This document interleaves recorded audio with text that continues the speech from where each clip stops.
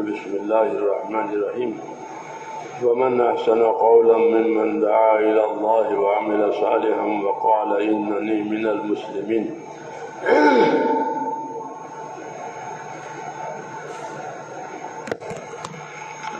بزرگوں اور پیارے بھائیوں،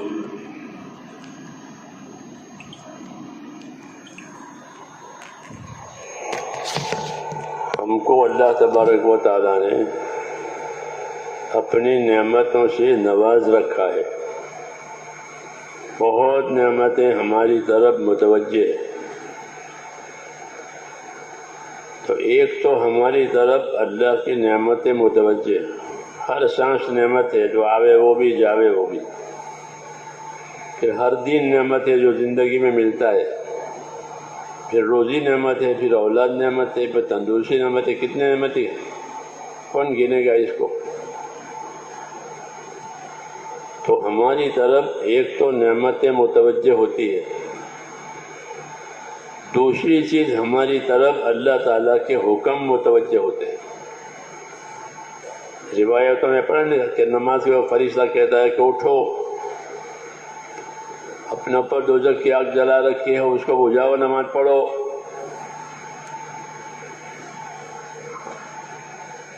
تو ایک تو ہماری طرف اللہ تعالیٰ کی نعمتیں متوجہ ہوتی ہے، اور دوسرے کہ ہماری طرف اللہ تعالیٰ کے حکم متوجہ ہوتے ہیں. تو کیا کرنا ہے کہ نعمتوں میں شکر گزار بننا ہے اور اللہ کے حکموں میں اپنے آپ کو پابند کرنا ہے کہ نعمتوں میں شکر گزار بنو. کیونکہ نعمت کی تاثیر یہ ہے کہ وہ آدمی کو غافل کرتی ہے. نعمتوں میں غافل کرنے کی تاثیر ہے. نعمت نہیں ہوتی ہے تو آدمی اللہ کی طرف متوجہ ہوتا ہے، مانگتا ہے، اور جب نعمت آ گئی تو اس میں لگ جاتا ہے، اس کے بڑھانے میں لگ جاتا ہے، اس کے فائدہ اٹھانے میں لگ جاتا ہے.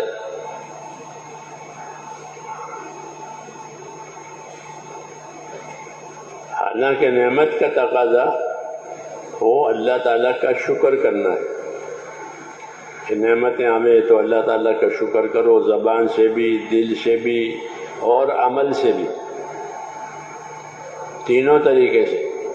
کہ زبان سے اللہ کا شکر کرو کہ جو کلمات شکر کے ہم کو سکھائے ہیں رسول صلی اللہ علیہ وسلم نے، وہ کہو زبان سے. حضور صلی اللہ علیہ وسلم نے شکر کے طریقے سکھائے ہیں. زبان سے شکر کرنا، کھانا کھانے کے بعد اور پانی پینے کے بعد اور سو کر اٹھنے کے بعد مختلف کلمات سکھائے ہیں کہ اس طرح سے اللہ تعالیٰ کا شکر ادا کرو. وہ کلمات شکر میں زبان سے ادا کرنے کے لیے. دوسرا شکر دل سے ادا کرنا ہے کہ دل سے اس بات کو اقرار کرنا، دل سے اس بات کا یقین کرنا کہ میرے پاس جو کچھ ہے وہ مجھ کو میرے اللہ نے دیا ہے، اور وہی دے رہا ہے، وہی دے گا اور کوئی نہیں دے گا. اور جب تک وہ چاہے گا مجھ کو اس کا نفع رہے گا، جب نہیں چاہے گا تو مجھے اس کا کوئی نفع نہیں ہوگا.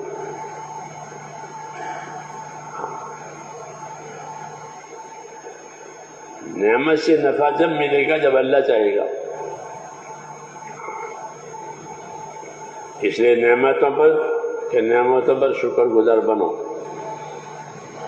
سب سے بڑی شکر گزاری یہ ہے کہ حق ادا کرے. حق ادا کرنا یہ سب سے بڑا شکر کرنا ہے. اس لیے کہ دنیا کو اللہ تعالیٰ نے حقوق ادا کرنے کی جگہ بتایا ہے کہ یہاں حقوق ادا کیے جائیں گے، اور آخرت میں اس کا بدلہ ملے گا. تو دنیا کو حقوق ادا کرنے کی جگہ بتایا ہے اور آخرت کو بدلہ پانے کی جگہ بتایا. اس لیے حق بھی ادا ہو جاوے اور بدلہ بھی مل جاوے، یہ ہوئی کامیابی. حق ادا نہیں ہوا، بدلہ بھی نہیں ملا، یہ ناکامی ہوئی۔ اس لیے کہ اصل کامیابی جو ہے وہ تو آخرت کی ہے، دنیا میں گزارے کے لیے دی ہے، وہ گزرتی ہے، اس کا کام ہی گزرنا ہے۔ کوئی حاکم بنے، کوئی تاجر بنے، کوئی زمیندار بنے، مالدار بنے، گزرے گی اس کی دنیا، جتنی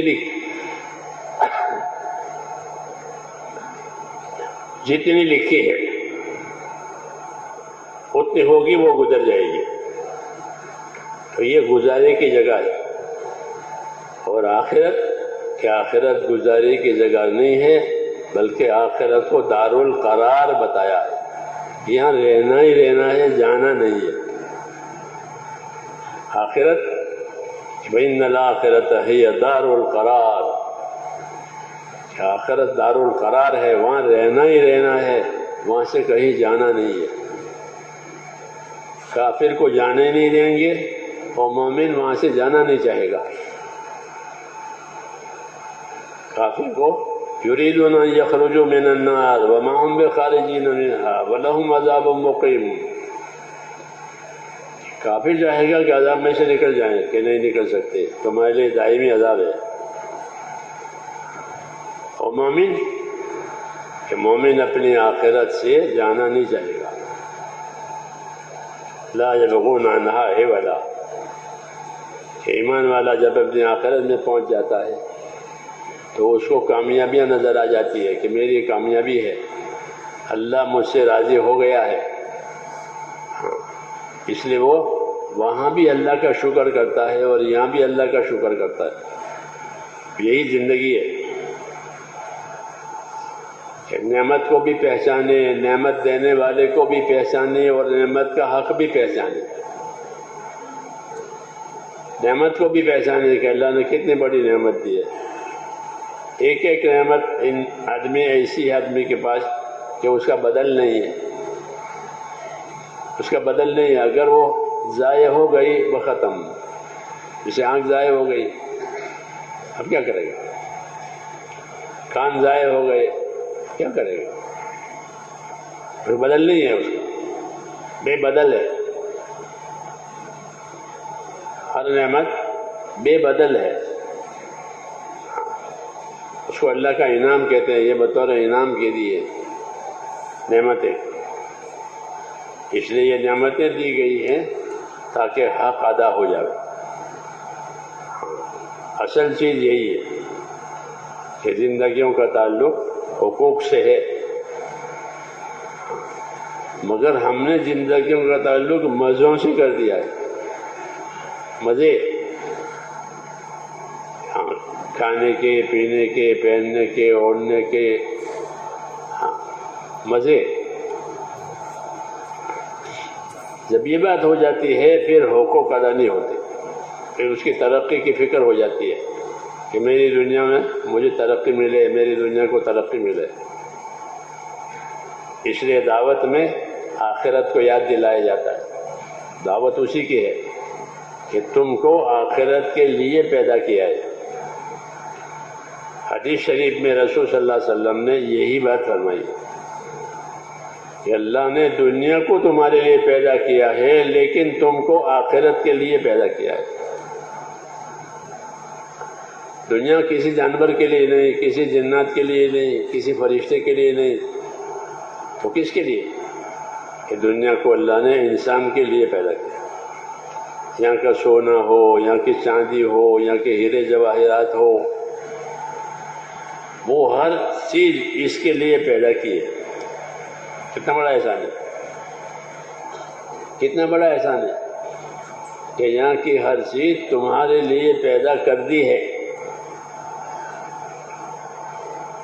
اور خالی پیدا نہیں کی ہے بلکہ فرمایا پیدا کر کے تمہارے کام میں لگائی ہے۔ کوئی چیز انکار نہیں کرے گی اس کے آپ کے کام سے، وہ تیار ہے۔ آپ گھوڑے پر بیٹھ جاؤ گے تو گھوڑا فوراً چلے گا، کچھ نہیں کہہ سکتا وہ فوراً چلے گا چلو، کیوں کہ اس کو اس کے لیے پیدا کیا ہے. اس کو تسخیر کہتے ہیں. تسخیر یعنی کام میں لگایا ہے، کام میں لگایا ہے. ہر چیز کو، ہر سبب کو اللہ نے اپنی قدرت سے ہمارے کام میں لگا دیا ہے. سورج ہو، چاند ہو، زمین، آسمان، ہر چیز. بعض چیزوں کا کام ہم جانتے ہیں، بعض چیزوں کا کام نہیں جانتے. اس کا کیا کام ہے؟ انہیں یہ بھی تمہارے لیے پیدا کیا. آدمی جانتا نہیں ہے، اس لیے کہتے ہیں کہ اس سے کوئی کام نہیں ہے، بیکار ہے. کہنا بیکار نہیں ہے، یہ بھی تمہارے کام کے لیے ہے. اور اس کے ذمہ جو کام کیا ہے وہ کام وہ جانتا ہے کہ میرے ذمہ کیا کام ہے. اس لیے جب اس سے وہ کام لیا جائے گا تو وہ کام کرے گا. اس کو اس کے لیے پیدا کیا ہے. تو یہ دوسری نعمت ہے. ایک تو ہمارے لیے پیدا کیا اور پھر ہمارے کام میں لگایا. تسخیر کہتے ہیں اس کو کہ تمہارے کام میں لگا دیا ہے. تو جب سارے اسباب ہمارے لیے اور ہمارے کام کے لیے، تو ہم کس کام کے لیے؟ پھر ہم کس کام کے لیے؟ کیا ہم اللہ تعالیٰ کے مہمان ہیں؟ کھاؤ پیو اور کوئی مہمان کو کوئی کام نہیں؟ انہیں ایسا نہیں ہے، بلکہ ہم کو یہ ساری نعمتیں ذمہ داریوں کے عوض میں دی ہے کہ تمہارے اوپر کچھ ذمہ داریاں ہیں، وہ ذمہ داری تم پوری کرو. یہ ساری چیزیں ہم دیں گے. جیسے نوکروں کو دیتے ہیں، گاڑی بھی دیتے ہیں، گھر بھی دیتے ہیں، تنخواہ بھی دیتے ہیں، اور بہت سی سہولتیں جتنے کام کے حساب سے ان کو دیتے ہیں کہ وہ کام کرے گا. یہ سہولت ہے اس کے لیے. یہ طریقہ ہے کہ اسباب ہمارے لیے پیدا کیے ہیں اور ہم کو اپنے حکموں کو پورا کرنے کے لیے پیدا کیا ہے. یہ دعوت ہے کہ تمام اسباب تمہارے لیے اور تم حکموں کو پیدا کرنے کے لیے، حکموں کو پورا کرنے کے لیے ہو. جس شعبے میں رہو اس شعبے کے حکم معلوم کرو اور پورا کرو. یہ ذمہ داری ہے. جس شعبے میں رہو، کہ حکومت کا شعبہ ہے کہ ٹھیک ہے حکومت کرو، پھر حکومت میں کیا ذمہ داری ہے وہ پوری کرو. تو حکومت کے راستے سے کامیابی مل جائے گی. اور حکومت میں پوری نہیں کی تو ذمہ داری کہ اللہ حکومت میں ہی ناکام بنائے گا. حکومت دے کر ناکام بنائے گا. اس لیے اللہ تعالیٰ نے حکومت والوں کے حالت قرآن کریم میں ذکر کیے کہ دیکھو یہ حکومت والے، ان کو حکومتیں دی تھی، ان کو عہدے دیے تھے، ان کو اختیارات دیے تھے، انہوں نے یہ کیا. جب انہوں نے یہ کیا تو یہ اپنے حکومت سے کامیاب نہیں ہوئے، بلکہ حکومت کی وجہ سے ناکام ہوئے. آج بھی وہی بات ہے. یہ نہیں کہ یہ پہلے زمانے کی باتیں ہیں، ایسا نہیں ہے. اللہ کی بات ہر وقت کی ہے، ہر وقت چلے گی. وہ میں کوئی تبدیلی نہیں ہوگی. لا تبدیل لکلمات اللہ، کہ اللہ کے کلمات میں، اللہ کی بات میں تبدیلی نہیں ہوتی کہ کبھی کچھ کہ نہیں. ایک ہی بات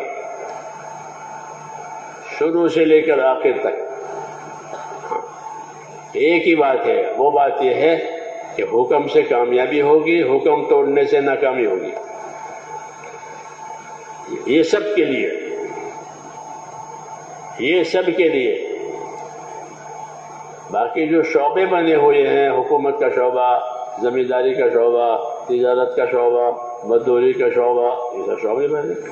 یہ تو روزی کے لیے اور ضرورت کے لیے بنے. کس کے لیے؟ روزی کے لیے، ضرورت کے لیے یہ بنے ہوئے ہیں. اور مقصود ان تمام شعبوں سے یہ ہے کہ جو جس شعبے میں رہے اس شعبے میں جو اللہ تعالیٰ کے حکم ہیں وہ دیکھے. اگر وہ اللہ تعالیٰ کے حکموں کو نہیں دیکھے گا تو اللہ اپنی قدرت سے جس طرح اس کو اس شعبے میں رکھا ہے اپنی قدرت سے اسی شعبے میں اسے نامراد بنائے گا. اس لیے نامراد ہونے والوں کے قصے ذکر کیے ہیں. نامراد ہونے والوں کے قصے اس لیے ذکر کیے ہیں، یہ نہیں کہ وہ قصے ہو گئے، نہیں ایسا نہیں ہے، بلکہ یہ قصے نہیں ہے، یہ اللہ کی سنت ہے. کیا ہے؟ یہ اللہ کی سنت ہے کہ جو حکم نہیں پورا کرے گا وہ نامراد بنے گا، کسی شعبے میں رہے.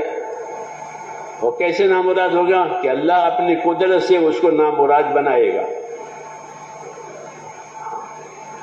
سب سے وہ تمام مخلوق کے اوپر اللہ کی قدرت ہے، اور اللہ اپنی قدرت سے تمام مخلوق پر غالب ہے. جب چاہیں گے جو چاہیں گے اللہ کریں گے. ہاں یہ الگ بات ہے کہ اللہ تعالیٰ اپنا فیصلہ کرنے میں ڈھیل کرتے ہیں، دیر کرتے ہیں، فوراً نہیں کرتے، دیر کرتے ہیں. اور دیر کرنے میں حکمت ہوتی ہے. حکمت کیا؟ کہ آج صحیح، آج رجوع، آج ٹھیک ہو جاوے، کل ٹھیک ہو جاوے، پرسوں ٹھیک ہو جاوے. ڈھیل اس لیے دی جاتی ہے کہ یہ ٹھیک ہو جاوے. جب ٹھیک نہیں ہوتا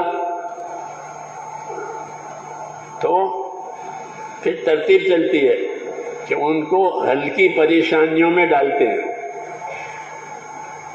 قاعدہ ہے یہ کہ اللہ تعالیٰ اپنی بات پہنچائے گا، اپنی چیز سامنے رکھے گا. اب جو نہیں قبول کرتا ہے، نہیں چلتا ہے، تو ایک مدت تک اس کو مہلت دیں گے کہ آج صحیح ہو جاوے، کل صحیح ہو جاوے.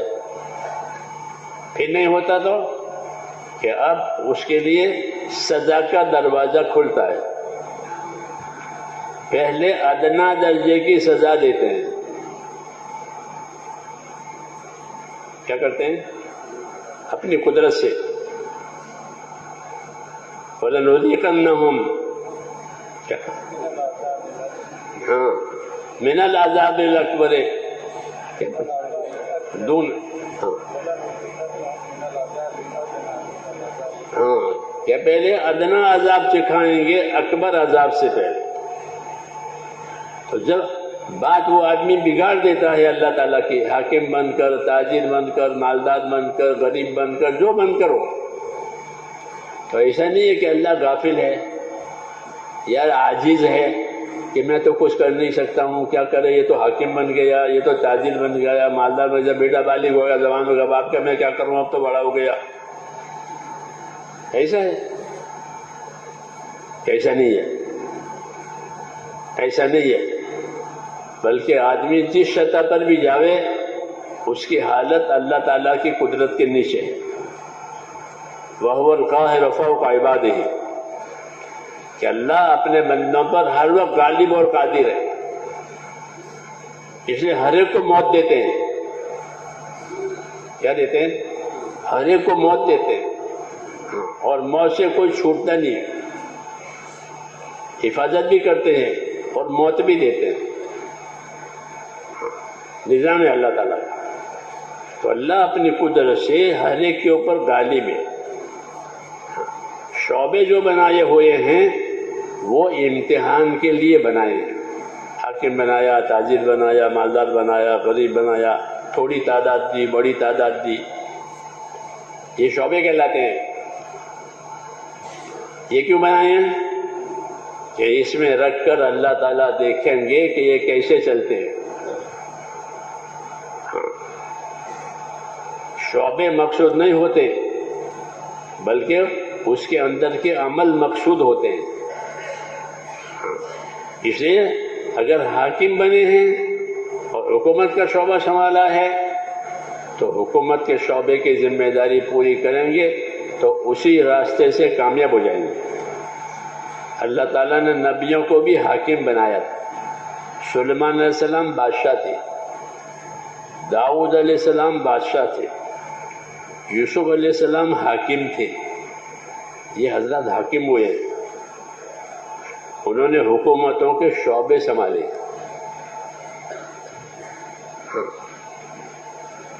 لیکن کیسے سنبھالے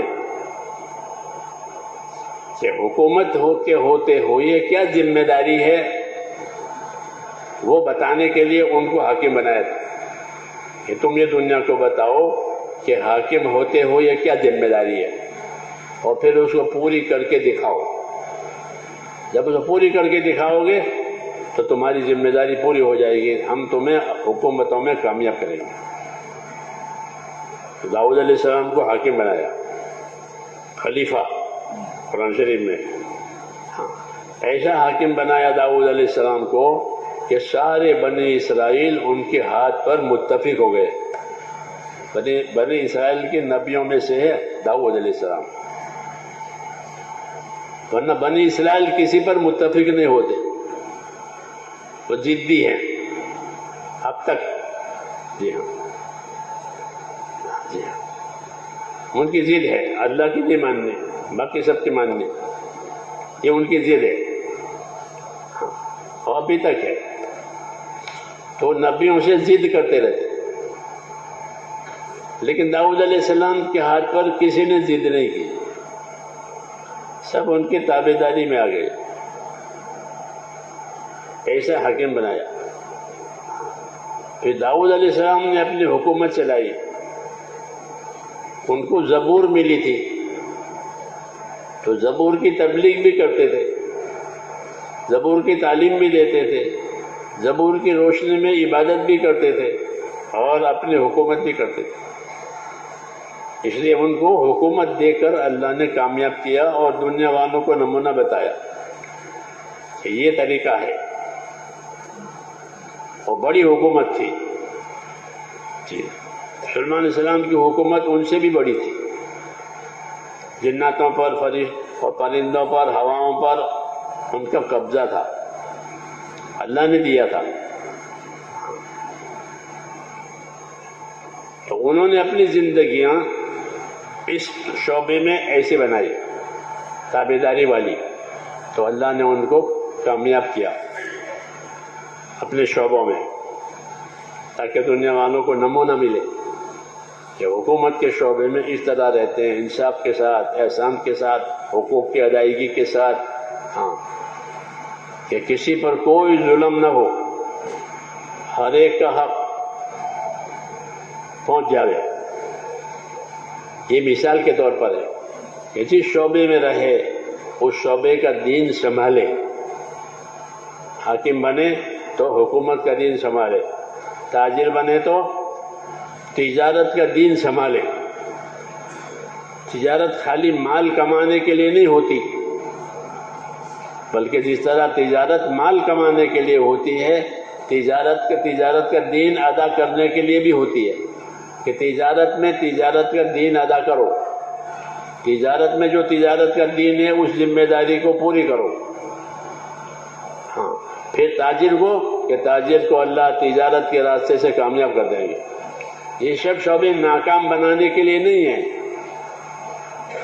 دنیا داری نہیں ہے، بلکہ اس کی دعوت ہے ان کو کہ تم اپنے شعبے میں رہ کر اللہ کے حقوق کو، بندوں کے حقوق کو پہچانو، اور پہچان کر کے ادا کرو، تو پھر تمہارے حالات اس میں اللہ صحیح کریں گے۔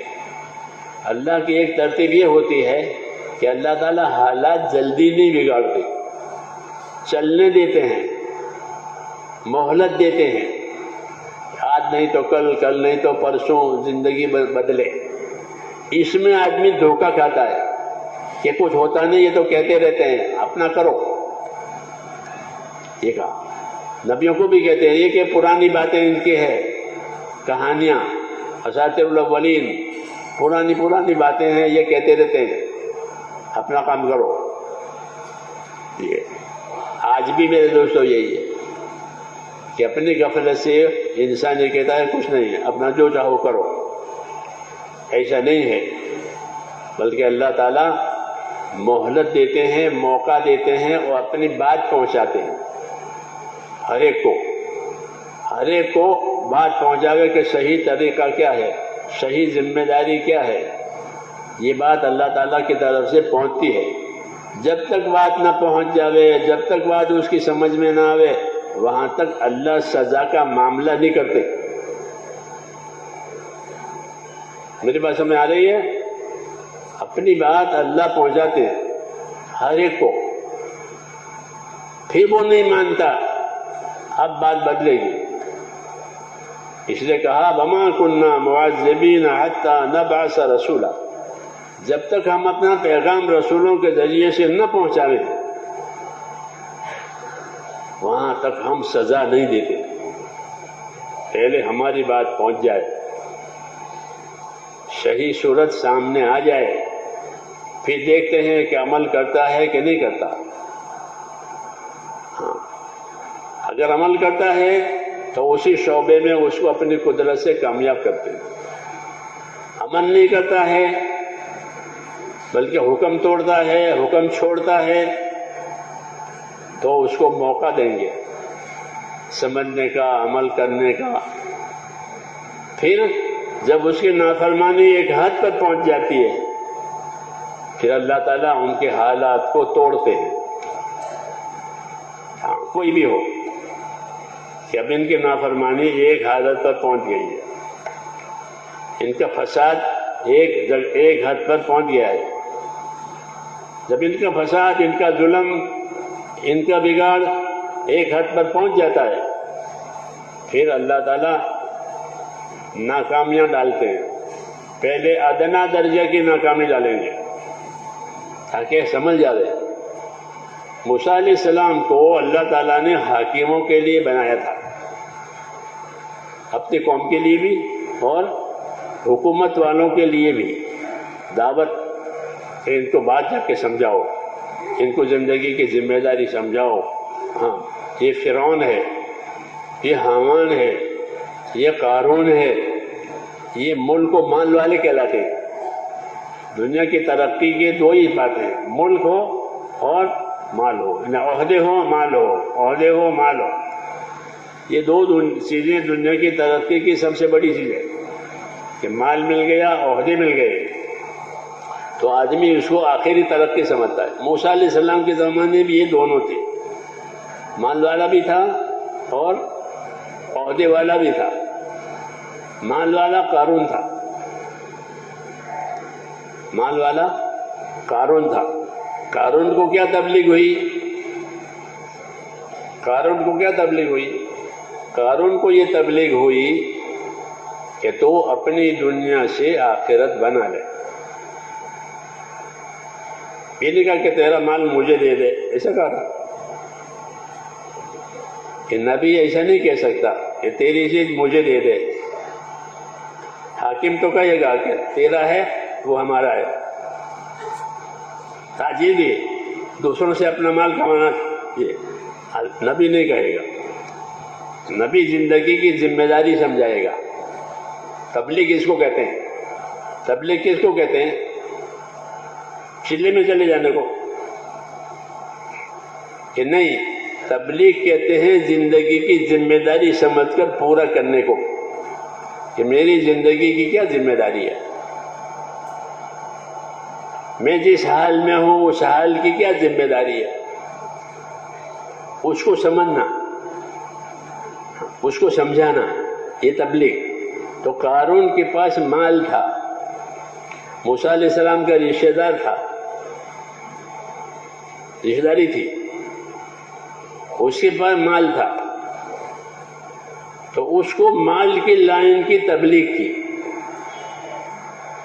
کیا تبلیغ کی؟ یہ تبلیغ کی کہ وَابْتَغِ فِيمَا آتَاكَ اللَّهُ الدَّارَ الْآخِرَةَ وَلَا تَنْسَ نَصِيبَكَ مِنَ الدُّنْيَا وَأَحْسِنْ كَمَا أَحْسَنَ اللَّهُ إِلَيْكَ وَلَا تَبْغِ الْفَسَادَ فِي الْأَرْضِ. یہ تبلیغ ہے اس کی. آج بھی تمام مالداروں کو یہی تبلیغ ہے، تمام مالداروں کو وہی تبلیغ ہے جو ان سے کہی گئی. اس لیے قرآن میں یہ آیتیں اتاری ہے کہ مالدار ہو گئے کہ ٹھیک ہے، مالداری کا دین بناؤ. کہ مالداری کا کیا دین ہے؟ کہ مالداری کا دین یہ ہے کہ اپنی دنیا سے آخرت بناؤ. کیا بناؤ؟ اپنی دنیا سے آخرت بنا لو، اپنی دنیا سے آخرت کما لو. وابتغی فیما آتاک اللہ الدار الآخرہ، یہ اسے کہا گیا تھا کہ جو دنیا تجھ کو اللہ نے دی ہے اس سے اپنی آخرت بنا لے. آج بھی یہی بات کہی جائے گی، یہ بات بدلتی نہیں ہے، یہ بات بدلتی نہیں ہے. ایک ہی بات، ایک بات اور بھی ہے کہ وہ غلط اعمال جو پہلے زمانے میں تھے، یہ غلط اعمال بھی ہر زمانے میں چلتے رہیں گے. وہ اعمال بھی نہیں بدلتے، ہر زمانے میں وہی ہوتے ہیں. جیسے حاکموں کا ظلم،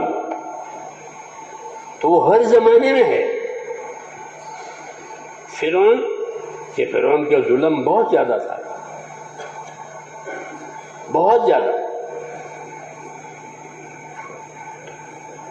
یہ پرانی بات ہے کہ ان کے اعمال ہر زمانے میں رہیں گے، غلط اعمال، کہ وہ لوگ ظلم کا راستہ لیں گے، انصاف کا راستہ، حقوق ادا کرنے کا راستہ یہ نہیں لیں گے. تو اللہ ان کی تبلیغ کے لیے رسول بھیجتا تھا. موسیٰ علیہ السلام نے جا کر اس کو بتا کہ تیرا پروردگار اللہ ہے، تو اللہ کی بات قبول کر اور اللہ کے مخلوق پر ظلم نہ کر. میں تجھے صحیح راستہ بتانے کے لیے آیا ہوں، میری بات مان. یہ دعوت دی اس کو. اس نے اس دعوت کو رد کیا اور قبول نہیں کیا، اور لوگوں کو یہ سمجھایا کہ یہ جادوگر ہے. یہ کیا ہے؟ یہ جادوگر ہے، یہ جادو سے ہم پر قبضہ کرنا چاہتا ہے، ہماری حکومت لینا چاہتا ہے. جو چیز ہمارے پاس ہے اس پر قبضہ کرنا چاہتا ہے. ہمیشہ یہ لوگ اسی طرح ڈرتے رہتے کہ ہماری چیز یہ لے لیں گے. ہاں، تو یہ کہا کہ یہ دونوں بھائی ہمارے اوپر قبضہ کرنا چاہتے ہیں، اس لیے کوئی ان کی بات نہ سنے. یہ پاگل ہیں، یہ پاگل ہیں، یہ جادوگر ہیں، ان میں عقل نہیں ہے. یہ بات باطل کا ایک طریقہ یہ ہوتا ہے کہ وہ حق والوں کی اہمیت گھٹاتے ہیں تاکہ لوگ ان کی بات نہ مانیں. ہاں، ان کی اہمیت گھٹاؤ، ان کو بدنام کرو. یہ طریقہ ہے ہر زمانے میں کہ حق والوں کو بدنام کرو تاکہ لوگ ان سے کٹے رہے. ہاں، کیونکہ لوگ تو تحقیق کرتے نہیں ہیں، تو یہ کرتے ہیں کہ موسیٰ جادوگر ہے، یہ جادوگر ہے، اس کے ہاتھ پر معجزے ظاہر ہوتے تھے، یہ جادوگر ہے اور یہ ہماری حکومت پر قبضہ کرنا چاہتا ہے، یہ اور اس کا بھائی. ہاں، اس لیے تم لوگ اس سے ہوشیار رہو. حالانکہ کوئی نبی جو دنیا میں آیا ہے اس نے کبھی دنیا والوں سے ان کی دنیا پر نگاہ ہی نہیں ڈالی کہ مجھے تیری دنیا چاہیے، کہ ہم کو تمہاری دنیا نہیں چاہیے، تمہاری دنیا اپنے پاس رکھو. مولانا یوسف صاحب یہی کہتے تھے کہ ہم حکومت نہیں چاہتے کہ ہم کو حکومت ملے، مگر ہم یہ چاہتے ہیں حکومت والے ہم سے پوچھ کر حکومت کرے تو ہم ان کا صحیح راستہ بتائیں گے. کہ ہم حاکم بننا نہیں چاہتے، لیکن کیا یہ ہم سے پوچھے کہ صحیح راستہ کیا ہے تو ہم تو اس کو صحیح راستہ بتائیں گے. جیسے ڈاکٹر علاج بتاتا ہے کہ آپ کا علاج یہ ہے، آپ کی بیماری کا علاج یہ ہے تاکہ آپ تندرست رہو. ایسے ہی نبی ان کی خامیاں، ان کی خرابیاں ان کی شعبے میں سے دور کرنا چاہتے کہ تمہارے شعبے میں کوئی خرابی نہ آئے. یہاں موسیٰ علیہ السلام یہ کہتے ہیں کہ تو نے مخلوق پر بہت ظلم کر رکھا ہے، تو اللہ سے ڈر اور اللہ کا بندہ بن. یہ کہا تھا اسے، مخلوق پر ظلم مت کر، ان کو تو نے بہت دبا رکھا ہے، یہ نہ کر. تو یہ بات اس کو گوارا نہیں تھی، اس لیے اس نے موسیٰ علیہ السلام کے خلاف بہت سی باتیں چلائی. تو نبیوں کا طریقہ یہ ہے کہ وہ مقابلہ کرنے کے بجائے صبر کرتے ہیں. کیا کرتے ہیں؟ صبر کرتے ہیں. صبر کرو، صبر کرو، صبر کرو. اپنی قوم سے بھی کہتے ہیں موسیٰ علیہ السلام کہ تم صبر کرو اور اپنے دین پر قائم رہو، اللہ تعالیٰ حالات بدلنے والے ہیں. موسیٰ علیہ السلام کے قوم نے موسیٰ علیہ السلام سے یہ کہا کہ آپ دعوت لے کر آئے تب بھی ہم تو پریشانی میں ہیں، اور آپ نہیں تھے تب بھی پریشانی میں ہم تو تھے. اوذینا من قبل ان تأتینا ومن بعد ما جئتنا، کہ آپ کی دعوت تبلیغ نہیں تھی تب بھی ہم تو ظلم میں تھے، آپ کی دعوت تبلیغ ہوئی تو بھی ہم ظلم میں. تو فرمایا تم صبر کرو، اللہ حالات بدلنے والے ہیں. صبر کرنے کا کیا مطلب ہے؟ صبر کرنے کا مطلب یہ ہوتا ہے کہ جو کام تمہارے ذمے ہے اس پر خاموشی کے ساتھ قائم رہو، پابند رہو. جب تمہاری پابندی وہاں تک پہنچ جائے گی جتنی اللہ چاہتے ہیں. یہ قاعدہ ہے کہ پابند ہونے والوں کی پابندیاں، قربانی دینے والے کی قربانیاں اس حد پر پہنچ جائے گی جو حد اللہ چاہتے ہیں، تو فیصلہ ہو جائے گا. ہم جلدی کرتے ہیں کہ ابھی ہو جاوے، ابھی ہو جاوے. ایسا نہیں ہوگا، ایک مقدار ہے. حضور صلی اللہ علیہ وسلم صحابہ سے بھی یہی کہتے تھے. صحابہ نے شکایت کی تھی کہ ہم بہت پریشان ہیں، بڑا ظلم ہے، بڑی بھوک ہے، بڑی تنگی ہے، بڑا خوف ہے، آرام نہیں ہے، آپ دعا کیوں نہیں کرتے؟ یہ کہہ رہے آپ دعا کیوں نہیں فرماتے، آپ مدد کیوں نہیں اترواتے؟ یہ شکایت لائے تھے، اور لانی بھی چاہیے. بڑوں کے پاس تو شکایت لے کر جا سکتے ہیں، بچے باپ کے پاس جاتے تھے کہ ہو گیا یہ ہو گیا. تو حضور صلی اللہ علیہ وسلم نے ان کو کیا جواب دیا؟ حضور صلی اللہ علیہ وسلم نے ان کو تسلی کا جواب نہیں دیا بلکہ ذمہ داری کا جواب دیا. کیا جواب دیا؟ ذمہ داری کا جواب. ایک تو تسلی ہے کہ دیکھو بھائی اچھا ہو جائے گا، سر پر ہاتھ پھیر دیا،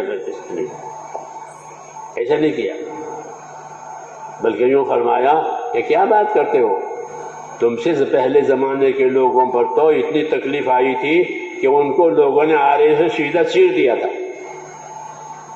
2 ٹکڑے ہو گئے، اور لوہے کی کنگھیوں سے ان کو چھیل دیا گیا. تمہارے ساتھ ایسا ہوا ہے کہ نہ؟ ایسا تو نہیں ہوا. کہ تمہارا معاملہ تو ہلکا ہے کہ تم کو بھوک ہے، خوف ہے. یہ بات تربیت کی بات کہلاتی ہے. کس کی؟ تربیت کی بات، کہ تمہارا معاملہ ہلکا ہے. باقی رہا تمہاری حالت بے شک دکھی ہے، تو فرمایا گھبراؤ مت، حالات بدلنے والے ہیں. آج بھی ہم یہی کہیں گے کہ کوئی نہ گھبراوے، حالات بدلنے والے ہیں. ہاں، نبی کی بات وقتی نہیں ہوتی، وقتی نہیں ہوتی. ٹائم پر ایک بات کہنا اصولی ہوتی ہے. کیا ہوتی ہے؟ اصولی بات. اصولی بات بدلتی ہے؟ اصولی بات نہیں بدلتی، وہ ہر زمانے میں رہتی ہے. جیسے کہ بھائی پانی سے زندگی ہے، پانی نہیں ہے تو آدمی مر جائے گا، حیوان بھی مر جائے گا، جانور بھی سوکھ جائیں گے، وہ درخت بھی سوکھ جائیں گے. پانی سے حیات ہے، اصولی بات ہے، تو یہ بدلتی نہیں ہے. ایسے ہی نبی کی بات ہوتی. تو حضور نے فرمایا کہ تم تو جلدی کر رہے ہو، شکایت لائے تھے، تو شکایت کے جواب میں تربیت کا جواب دیا کہ تم سے پہلے زمانے کے لوگوں کو تو اتنے ایذاؤں ہوئے کہ ان کو چیرا ہے آرے سے، اور لوہے کی کنگھیوں سے ان کو چھیلا ہے. تمہارے ساتھ ایسا ہوا ہے کہ نہ؟ ہمارے ساتھ ایسا تو نہیں ہوا. پھر تمہارا معاملہ ہلکا ہے. باقی تم پریشانی میں ہو تو تم گھبراؤ مت، حالات بدلنے والے ہیں، کہ اللہ کی دستور ہے کہ اللہ حالات کو بدلتے ہیں۔ تلک الایام نداولها بین الناس، یہ اصول ہے اللہ کا کہ یہ حالات ہیں جو ہم لوگوں کے درمیان میں بدلتے ہیں۔ کسی کو اوپر لے گئے، پھر اس کو نیچے لائے، تو بچے وہ جھولے ہوتے ہیں نا، جھولے وہ یوں ہو جاتے ہیں، بچے کھیلتے ہیں تو وہ بچے اوپر چلے گئے، اور نیچے والے دیکھو ہم اوپر آ گئے، پھر نیچے والے اوپر چلے جاتے تو وہ کہتے دیکھو ہم اوپر آ گئے۔ یہ مثال ہے، تداول ایام اس کو کہتے ہیں۔ کیا کہتے ہیں؟ تلک الایام نداولها بین الناس، کہ یہ حالات ہیں جو ہم لوگوں کے درمیان میں بدلتے رہتے ہیں۔ یہ قانون ہے کہ اوپر لے گئے اللہ، پھر تو اب نیچے بھی لائیں گے۔ تو حالات کا بدلنا اور حالات کا ہونا یہ اصل نہیں ہے، یہ تو امتحان کے لیے اللہ تعالیٰ حالات لاتے ہیں کہ لوگ اس حال میں رہ کر کیا عمل کرتے ہیں۔ اگر ان کے عمل صحیح ہوتے ہیں تو ان کا نتیجہ اللہ صحیح لاتا ہے، اگر ان کے عمل غلط ہوتے ہیں تو پھر ان کا نتیجہ ایسا آتا ہے جو ان کو بھگتنا پڑتا ہے۔ یہ کیوں؟ کہ انہوں نے زندگی اپنی اس شعبے میں ایسی بنائی، نبی نے جو راستہ بتایا تھا وہ نہیں کیا، تو ایک مدت تک چلنے دیتے ہیں، یہاں تک کہ وہ یہ سمجھتا ہے کہ کچھ نہیں ہوگا، جو ہم چاہیں گے وہ ہوگا۔ تو یہ اپنے مال میں، اپنے عہدوں میں، اپنی چیزوں میں بگڑتے ہیں، اور جب ان کا بگاڑ حد پر پہنچ جاتا ہے تو پھر اللہ تعالیٰ ان پر اپنی قدرت کا ہاتھ ڈالتے ہیں۔ یہ ہوتا ہے۔ اس طرح قربانی والے بھی کہ جو بگڑتے نہیں ہیں بلکہ اپنے آپ کو بناتے ہیں، ایمان کے راستے سے، اعمال کے راستے سے، اخلاق کے راستے سے، قربانی کے راستے سے اپنے آپ کو بناتے ہیں، اور اس میں وہ اپنے آپ کو چلاتے ہیں اور مال جان لگاتے ہیں۔ ان کا مال جان لگنا جب ایک حد پر پہنچ جاتا ہے، جو حد اللہ چاہتے ہیں، تو پھر اب فیصلہ ان کے حق میں آتا ہے۔ یہ طریقہ ہے۔ حضور صلی اللہ علیہ وسلم نے صحابہ کو یہ طریقہ بتایا کہ تم تو جلدی کرتے ہو، حالات بدلنے والے ہیں، حالات بدلنے والے ہیں، تم جلدی کر رہے ہو، اللہ اپنی ترتیب سے حالات کو بدلے گا، تم جلدی نہ کرو۔ تو ایسا ہوتا ہے۔ تو بدلنے کے مطلب ہے کہ بگڑنے والوں کا بگاڑ اپنے حد پر پہنچ گیا کہ اب اللہ ان کو نہیں چھوڑے گا۔ فَلَمَّا آسَفُونَا انتَقَمْنَا مِنْهُمْ فَأَغْرَقْنَاهُمْ أَجْمَعِينَ۔ فرعون کے بارے میں کہا اور اسی قوم کے بارے میں کہا کہ انہوں نے جب ہم کو ناراض کیا، ہم کو غصہ دلایا، تو ہم نے ان سے بدلہ لیا اور ان سب کو ہلاک کر دیا۔ تو جب ان کی نافرمانی یہ حد پر پہنچ گئی، پھر اللہ نے ان پر ہاتھ ڈالا اور ہاتھ ڈال کر ان کو تہس نہس کر دیا، ان کی حیثیت ختم ہو گئی۔ ایسے ہی دینداروں کی بات بھی ہے کہ دیندار اپنی محنت میں، اپنی قربانی میں، اپنے اخلاص میں، اپنی عبادت میں ایک حد پر پہنچ جائیں گے جو حد اللہ تعالیٰ چاہتے ہیں، تو پھر ان کے حالات پر اللہ تعالیٰ رحم کی نظر ڈال کر ان کو کامیاب کرے گا۔ صحابہ کرام کے ساتھ یہ ہوا کہ مکے کی زندگی بہت کڑوی، پھر مکے جانے سے مدینے جانے کے بعد 5 سال بھی بہت کڑوے گزرے، 13 اور 5 18 برس، 18 برس، 5 سال مدینے کے اور 13 سال، یہ بہت کٹھن گزرے ہیں یہ 18 برس۔ مگر اس کٹھن حالات میں یہ حضرات جو ہیں اطاعت پر قائم رہے۔ یہ کام تھا، اصل بات یہ ہے کہ حالات میں اپنے مقصد پر قائم رہے۔ مقصد پر قائم رہنے سے ان کی قربانیاں اجتماعی بنے گی۔ کیا بنے گی؟ اجتماعی قربانیاں کہ سب کے سب ایک مقصد کے ساتھ ہے، سب کے سب ایک طریقے کے ساتھ ہے، تو ان کی قربانیاں اجتماعی بنی۔ تو اس سال میں صحابہ کرام کی قربانیاں اجتماعی بنی۔ مہاجرین نے ہجرت کی۔ کیسے ہجرت کی؟ کہ ایسی ہجرت کی کہ فقیر ہو گئے۔ کیا ہو گئے؟ فقراء مہاجرین، حالانکہ فقیر نہیں تھے،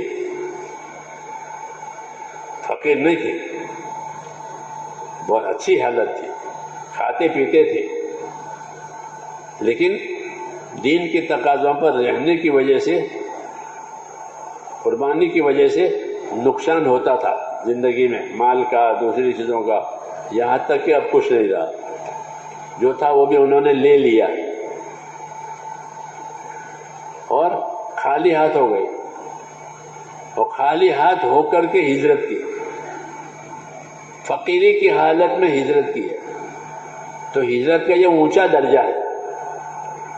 ایک تو تکلیف کی وجہ سے ہجرت کریں گے، وہ یہاں تشہرا نہیں، وہ بھی ٹھیک ہے، اور ایک ایسی ہجرت ہوئی کہ فقیر ہو گئے، یعنی محتاج ہو گئے، غریب ہو گئے، یہ ہجرت اعلیٰ درجے کی کہلاتی ہے۔ فقراء مہاجرین، اس کا نام ہی پڑا فقراء مہاجرین، حالانکہ وہ فقیر نہیں تھے، اچھی حیثیت تھی، لیکن ان پر اس کام کی قربانی کی وجہ سے اور ان کے ظلم کی وجہ سے فقیر آئے کہ ہجرت کی، تو جو مال ان کا تھا وہ انہوں نے قبضہ کر لیا، جو مکانات تھے ان پہ قبضہ کر لیا، ان کو بیچ دیا، اب کچھ نہیں رہا، فقیر ہو گئے۔ تو فقیری کے ساتھ ہجرت کی ہے، یہ ہجرت اعلیٰ درجے کی ہوئی، فقراء مہاجرین۔ پھر ادھر انصار تھے، ان کی نصرت بھی اعلیٰ درجے کی تھی، ان کی نصرت اعلیٰ درجے کی۔ کہ اعلیٰ درجے کی نصرت کیا؟ کہ انہوں نے نصرت ایثار کے ساتھ کی۔ کس کے ساتھ؟ ایثار کے ساتھ، یعنی اپنی ضرورتوں کو نہیں دیکھا اور ان کی ضرورتوں کو دیکھا، مکانات بھی دیے، زمینیں بھی دی، مال بھی دیا، یہاں تک کہ عورت بھی دینے کو دے کہ میری 2 عورتیں ہیں، ایک آپ لے لو۔ یہ ایثار کہلاتا ہے کہ اپنی ضرورت کو بھی نہیں دیکھا اور ایثار کے ساتھ نصرت کی۔ تو مہاجرین نے فقیر کے ساتھ ہجرت کی اور انصار نے ایثار کے ساتھ نصرت کی۔ یہ اونچے درجے کی نصرت ہے کہ اپنی حاجتوں کو نہیں دیکھا، ان کی حاجتوں کو دیکھا، اس لیے ان پر اجاڑ آ گیا، بھوکے ہو گئے، ان کے بچے بھی بھوکے ہو گئے، اور ان کی مدد کی، دین کی مدد کی۔ تو یہ قربانی کا اونچا معیار ہو گیا۔ جب قربانی کا اونچا معیار ہو گیا تو تھوڑی ہی مدت میں پھر فیصلہ ہو گیا۔ یہ 5 سال رہے تکلیفوں میں مدینے جا کر کے۔ 5واں سال بہت سخت سال تھا، 5واں سال بہت سخت سال تھا۔ سارا عرب دشمن بنا ہوا، سارا عرب دشمن، ایک طرف سے ایسے حالات کہ ہر کوئی ان کو مٹانا چاہتا ہے، ہر کوئی ان کو اجاڑنا چاہتا ہے، ان کو مٹاؤ، ان کو اجاڑو، ہر کوئی۔ ادھر یہود رہتے تھے مدینے میں، 3 قبیلے تھے بڑے بڑے یہود کے، اور بڑے مالدار تھے، وہ شاہکار لوگ، ایسے دیتے تھے لوگوں کو سود پر، جسے لوگ ان کے دباؤ میں نیچے رہتے تھے۔ ان کا یہ کام تھا کہ وہ رسول صلی اللہ علیہ وسلم کے خلاف فضا بگاڑتے تھے۔ ان کو آپ صلی اللہ علیہ وسلم سے حسد تھا۔ کیا تھا؟ حسد، ہاں، اندر سے، اور انہوں نے طے کیا تھا کہ اس کا کام چلنے نہیں دیں گے۔ یہ ہوتا ہے کہ باطل اپنی پوری طاقت لگاتا ہے۔ جب حضور صلی اللہ علیہ وسلم نے ہجرت کی ہے اور مغرب کے وقت میں قبا میں پہنچے ہیں، تو جو بڑے بڑے یہود تھے وہ آئے اور انہوں نے دیکھا آپس میں کہنے لگے کہ یہی ہے وہ، کہ ہاں یہی وہ ہے۔ جانتے تھے کہ یہ نبی ہے، لیکن ان کی چلنے نہیں دینی ہے۔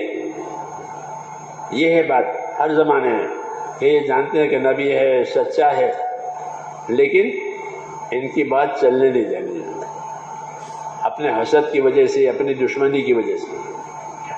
کہ اچھی جماعت ہے، ان کی جماعت بھی بہت سارے کیونکہ ایمان والے ہیں، اخلاص والے ہیں، اخلاق والے ہیں، یہ وہ جانتے تھے، وہ ان کے ساتھی بھی ایسے، لیکن ان کی بات چلنے نہیں دینی ہے۔ یہ ہر زمانے میں ہوتا ہے کہ بات بھی ٹھیک ہے، کام بھی ٹھیک ہے، لیکن ان کو چلنے نہیں دینا ہے۔ یہ ہر زمانے میں ہوتا ہے۔ حضور صلی اللہ علیہ وسلم کے ساتھ وہ ہوا جو پہلے ہوا تھا، ہمارے ساتھ وہ ہوا جو حضور صلی اللہ علیہ وسلم کے ساتھ ہوا۔ یہ طریقہ ہے۔ جو غلط اعمال پہلے سے چلے آ رہے ہیں وہ چلتے رہیں گے، وہ مٹتے نہیں ہیں۔ جیسے جو صحیح کام پہلے سے نبیوں کا چلا آ رہا ہے وہ بھی چلا آ رہا ہے، وہ بھی مٹتا نہیں ہے، وہ بھی چلتا رہتا ہے۔ اس طرح دنیا ایک اکھاڑا ہے، کیا ہے؟ صحیح والوں کا اور غلط والوں کا۔ کہ وہ غلط والے غلط چلائیں گے تو صحیح والے اپنی صحیح چلائیں، صبر کے ساتھ، نرمی کے ساتھ، اخلاق کے ساتھ یہ چلاؤ۔ چھوڑے نہیں اپنی بات، چھوڑے نہیں اپنا کام، تو پھر ان کی قربانیاں بڑھتے بڑھتے بڑھتے ایک مقدار پر پہنچتی ہے جو اللہ چاہتے ہیں۔ جب اس مقدار پر پہنچ جائے گی تو حالات کو اللہ اپنے قدرت سے بدل دے گا۔ یہ طریقہ ہے۔ یہی بات حضور صلی اللہ علیہ وسلم اپنے ساتھیوں کو سمجھانا چاہتے تھے کہ تم جلدی کر رہے ہو، حالات بدلنے والے ہیں۔ آج بھی یہی بات کہی جائے گی کہ تم جلدی نہ کرو، اپنا کام پورا کر کے اللہ تعالیٰ کو بتاؤ، اخلاص کے ساتھ، دعاؤں کے ساتھ۔ پھر آج بھی وہی اللہ ہے جو اس وقت تھا، جس طرح اس وقت اپنے قدرت سے کیا تھا، آج بھی وہ اپنے قدرت سے کرنے والا ہے۔ وہ تو یہ سمجھانا چاہتے ہیں کہ تم تو جلدی کر رہے ہو، حالات بدلنے والے ہیں۔ آج بھی یہی بات کہی جائے گی کہ تم جلدی نہ کرو، حالات کیسے بدلیں گے کہ ہم نہیں جانتے، ہم نہیں جانتے، ہمارے پاس کوئی علم نہیں ہے، اللہ اپنی قدرت سے کرے گا۔ تو حضور صلی اللہ علیہ وسلم نے اپنے صحابہ کرام کو اپنی ذمہ داریوں پر قائم رہنے کی تلقین کی کہ جو جو ذمہ داری تمہارے اوپر ڈالی گئی ہے دین کے لحاظ سے، عبادت کی، اطاعت کی، نصرت کی اور محنت کی، اس پر تم قائم رہو۔ جب اس پر تمہاری محنت ایک حد کو پہنچ جائے گی تو پھر اللہ تعالیٰ کا فیصلہ آئے گا۔ کیا فیصلہ آئے گا کہ ہم نہیں جانتے، لیکن آئے گا۔ ہر نبی اس طرح کہتا تھا کہ اگر بگڑو گے تو بگاڑ کے لحاظ کا فیصلہ آئے گا، سزا کا فیصلہ آئے گا، اور بنو گے تو انعام کا فیصلہ آئے گا کہ تم بن گئے اپنی قربانیوں میں، اپنے اخلاص میں، اپنی عبادت میں، اپنے کام میں، تو تمہارے لیے کہ مدد کا فیصلہ آئے گا۔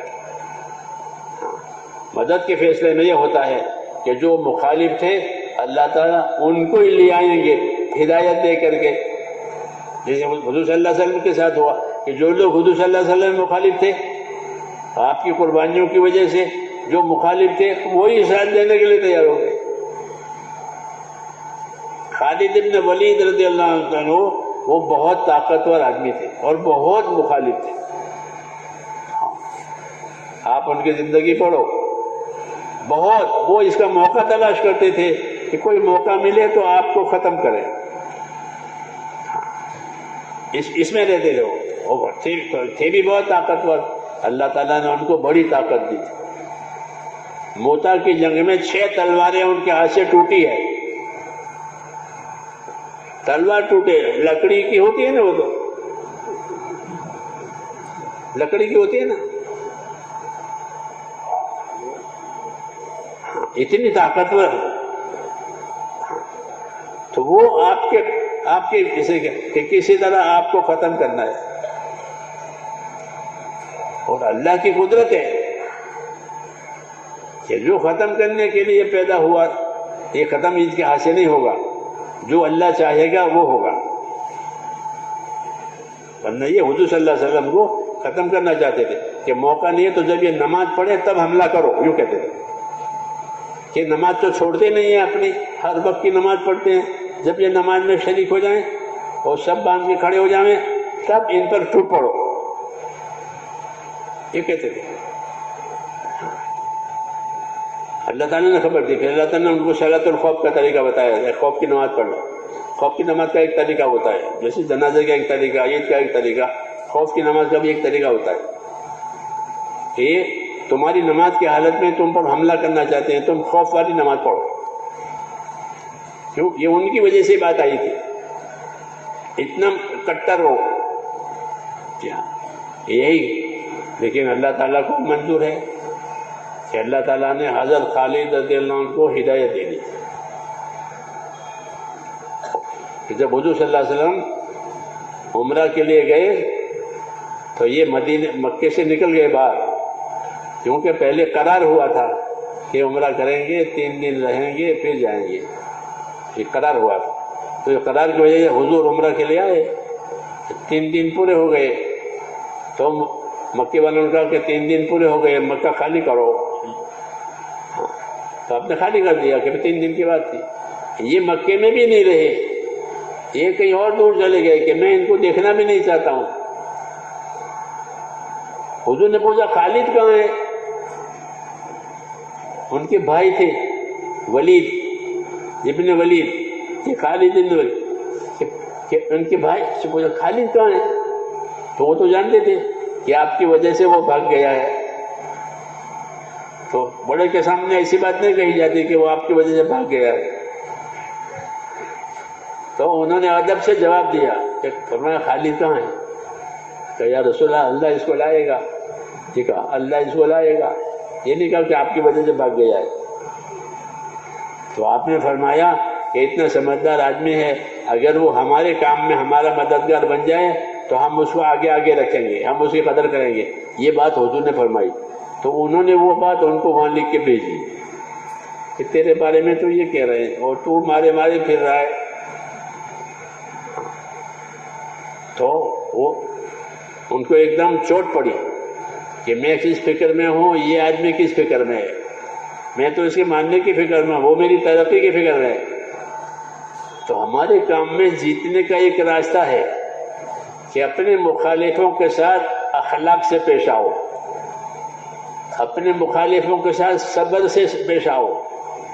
یہ نبیوں کا طریقہ ہے کہ جو مخالفت کرے، جو دشمنی کرے، تو اس کے ساتھ دشمنی کرنے کے بجائے کیا کرو کہ صبر کرو، اخلاق سے پیش آؤ۔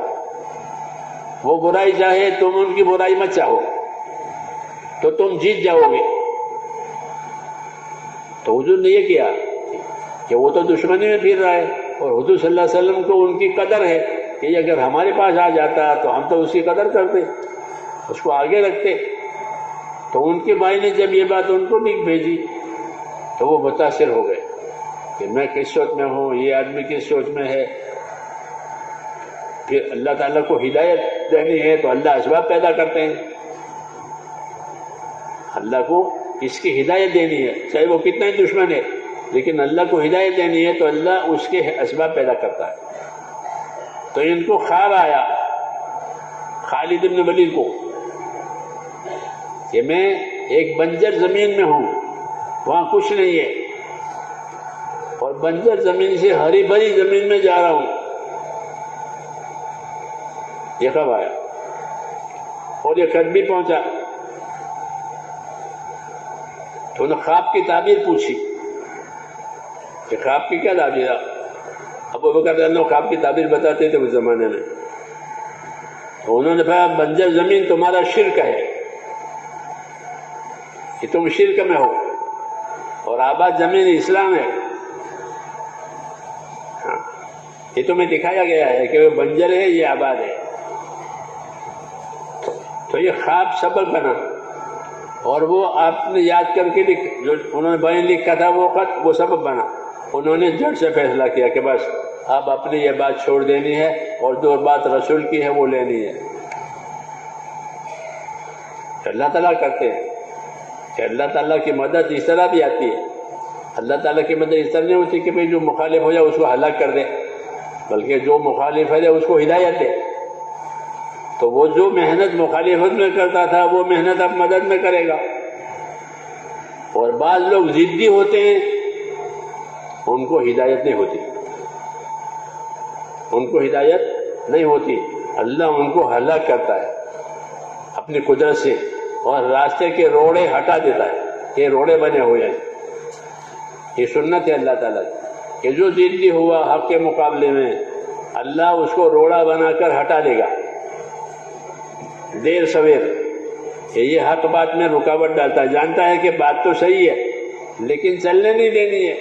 ہر زمانے میں ایسا ہوتا ہے کہ بات صحیح ہے، اچھی ہے، اچھا کام ہے، لیکن چلنے نہیں دینا ہے. تو ایسے لوگوں کو اللہ تعالیٰ نامراد بناتے ہیں دو طریقے سے، یا تو ان کو ہدایت دے کر اس میں داخل کرے یا پھر ان کو ہلاک کرے. ابو جہل، ابو لہب ہلاک ہوئے کہ ضدی تھے بہت، آپ کی بات کو کسی طرح ماحول میں چلنے نہیں دیتا. جب آپ بازاروں میں لوگوں کو ملاقاتیں کرتے تھے تو یہ پیچھے پیچھے جاتے تھے اور لوگوں سے کہتے تھے اس کی بات مت سنو، یہ پاگل ہے، یہ جادوگر ہے، جہاں آپ جائیں وہاں جائیں. ایسے ضدی تھے. تو اللہ تعالیٰ نے ان دونوں کو ہلاک کیا. ابو لہب پر بیماری ڈالی، بہت سخت بیماری ڈالی، ایسی بیماری کہ ان کے بیٹے بھی پاس نہیں جاتے تھے، وہ سڑ گیا. اور ابو جہل مارا گیا. تو دونوں کو ہلاک کیا. یہ اللہ کی سنت ہے کہ جو حق کے مقابلے میں ضد کرے گا تو اگر اس میں ضد نہیں ہوگی تو اس کو ہدایت ہو جائے گی، اور اگر ضد ہے تو اللہ اسے نامراد بنائے گا. یہ سنت ہے اللہ کی. یہ سنت اس لیے دکھائی ہے تاکہ دین کے کام کرنے والے گھبرائیں نہیں. دین کے کام کرنے والے نہ گھبرائیں، اپنے کام پر قائم رہیں. یہ طریقہ ہے کہ اپنے کام پر قائم رہو. جتنی رکاوٹیں نظر آتی ہے اللہ تعالیٰ دھیرے دھیرے اس کو ختم کرے گا. صحابہ پر رکاوٹیں تھی، غریبی تھی، تنگی تھی، یہ بھی ایک رکاوٹ تھی. اور مشرکین کہتے تھے کہ یہ اللہ والے بھوکے مرتے ہیں. یہ کہتے تھے کہ اللہ والے کہ یہ بھوکے مر رہے ہیں، ان کی دین نے ان کو دھوکے میں ڈال رکھا ہے. دینہم، ان کو دین نے دھوکے میں ڈال رکھا ہے. بھوکے مرتے ہیں، پریشان ہوتے ہیں، مار کھاتے ہیں، اور دین دین دین لے کے پھر یہ کہتے تھے. یہ ہر زمانے میں ہوگا، ایسا کہنے والے بھی ہوں گے، لیکن کہ ان سے متاثر نہ ہو. بات ہماری صحیح ہے، اللہ نے ہم کو دی ہے، اس لیے اس پر یقین کرنا بھی ضروری ہے کہ ہماری بات صحیح ہے، ہمارا کام صحیح ہے، ہمارا دین صحیح ہے. یہ غلط نہیں ہے، یہ غلط نہیں ہے. ان کو غلط فہمی ہوئی ہے یا ان کو ضد ہے، اس لیے ہم اپنا کام کریں گے. طریقہ یہی ہے کہ اپنا کام کرو اور صحیح کرو. کیا کرو؟ صحیح کرو اور پورا کرنے کی کوشش کرو کہ تمہارا کام پورا ہو جائے جتنا اللہ چاہتے ہیں. جب یہ پورا ہو جائے گا تو یہ پورا ہو جائے گا تو اللہ تعالیٰ کا فیصلہ آئے گا.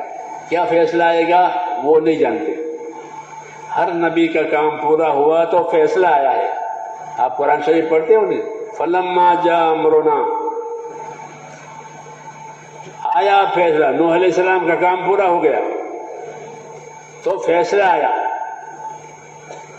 کیا فیصلہ آیا؟ کہ پانی ابلا، عذاب کا پانی. یہ کب آیا؟ کہ جب کام پورا ہو گیا. جب کام پورا ہو گیا تو فیصلہ آئے گا. جب عذاب کا پانی آیا، آسمان سے بھی اور زمین سے بھی، اور پانی نے عذاب بن کر سب کو گھیر لیا. اس کو ہر نبی کے ساتھ فلما جاء امرنا فارت النور، فلما جاء امرنا جعلنا علیہا سافلہا. لوط علیہ السلام کے ساتھ کہ جب ہمارا فیصلہ آیا تو ہم نے ان کی بستی کو اوپر نیچے کر دیا، یعنی ان کی بستی کی زمین کو جو نیچے جا کر پھر نیچے بھاگ دیا. یہ فیصلہ. اور اللہ تعالیٰ کے فیصلے آتے ہیں، جب تک فیصلہ نہ آئے وہاں تک کام کرنا ہوتا ہے. جب تک فیصلہ نہ آئے کہ وہاں تم کام کرو پھر فیصلہ آئے گا. ہاں تو رسول صلی اللہ علیہ وسلم چونکہ رحمت بن کر آئے ہیں اس لیے وہ فیصلے نہیں آئیں گے جو پہلے زمانے کے لوگوں پر آئے تھے کہ عذاب آیا اور ان کا ناش ہو گیا. ایسا نہیں ہوگا، بلکہ کسی اور طریقے سے فیصلہ آئے گا. یا تو اللہ ان کو ہدایت دے دے گا یا ان کی کوششیں ناکام کر دے گا اور حق کے لیے راستے کھول دے گا. وہ اللہ جانتے ہیں کیا فیصلہ آیا. ہر نبی کی الگ الگ طریقے سے مدد ہوئی ہے.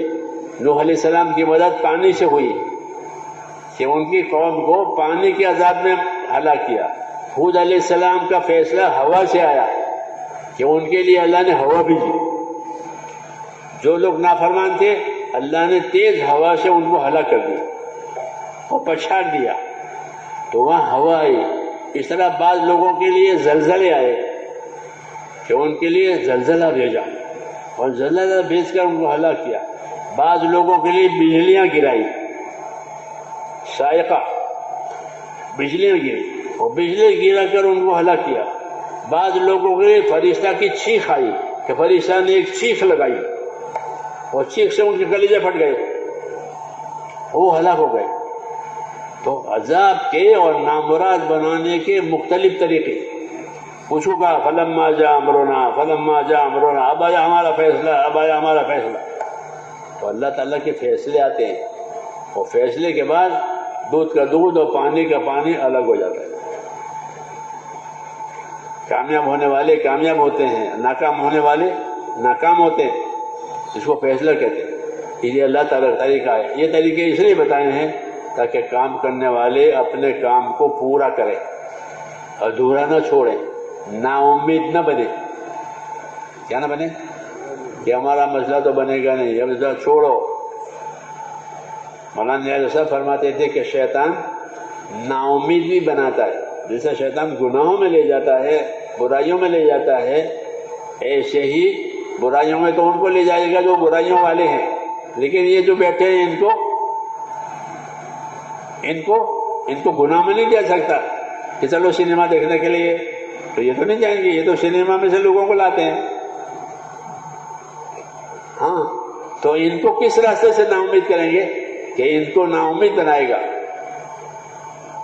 کیا بنائے گا؟ وہ کتنے مدت سے کام کر رہے ہو، کچھ ہوا کہ نا؟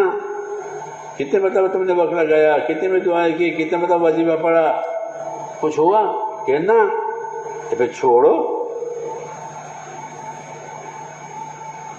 یہ چھوڑو، کب تک اس کے پیچھے پڑو گے؟ ہاں یہ بھی ایک داؤ ہے، ایک داؤ ہے کام سے ہٹانے کا کہ کام کرنے والوں کو حالات کی وجہ سے نا امید بنایا کہ تمہارے حالات تو بن رہے ہیں، کتنے سال سے چل رہے ہو، تکلیف ہے، تنگی ہے، قرض ہے، بیماری ہے. اس لیے میرے دوستو اللہ کے ساتھ اچھا گمان رکھ کر کے کام کیا جاتا ہے.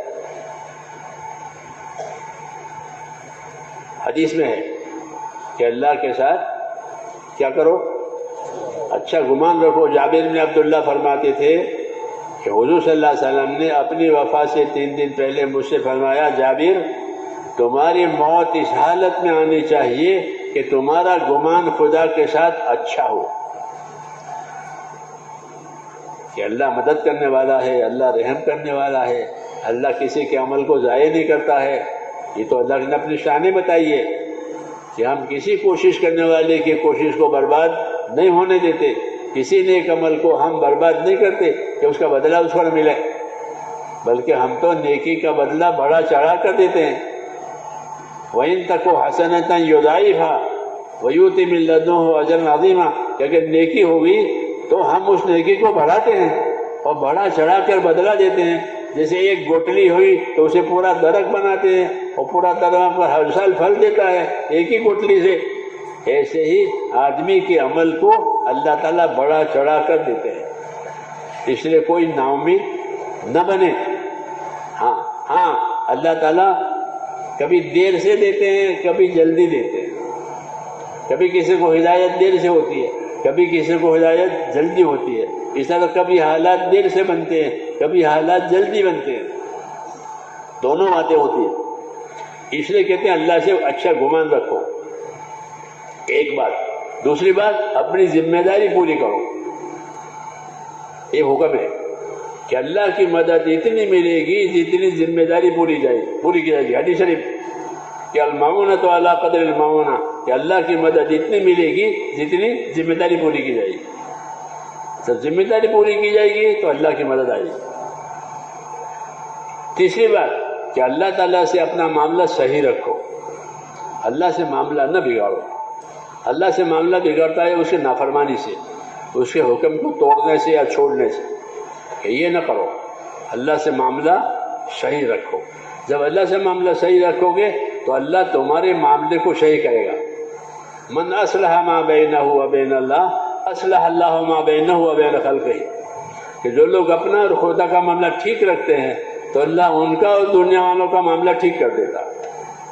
یہ سب باتیں بتائی ہے کہ اللہ سے اپنا معاملہ مت بگاڑو، بلکہ جو کام اللہ تعالیٰ نے دیا ہے، جو ذمہ داری دی ہے، اس کو ایمان کے ساتھ، اخلاص کے ساتھ، ترقی کے ساتھ کرو کہ اس میں ترقی آوے، اور ایمان کے ساتھ آوے، اخلاص کے ساتھ آوے، کہ پھر اللہ اس کو ضائع نہیں کریں گے۔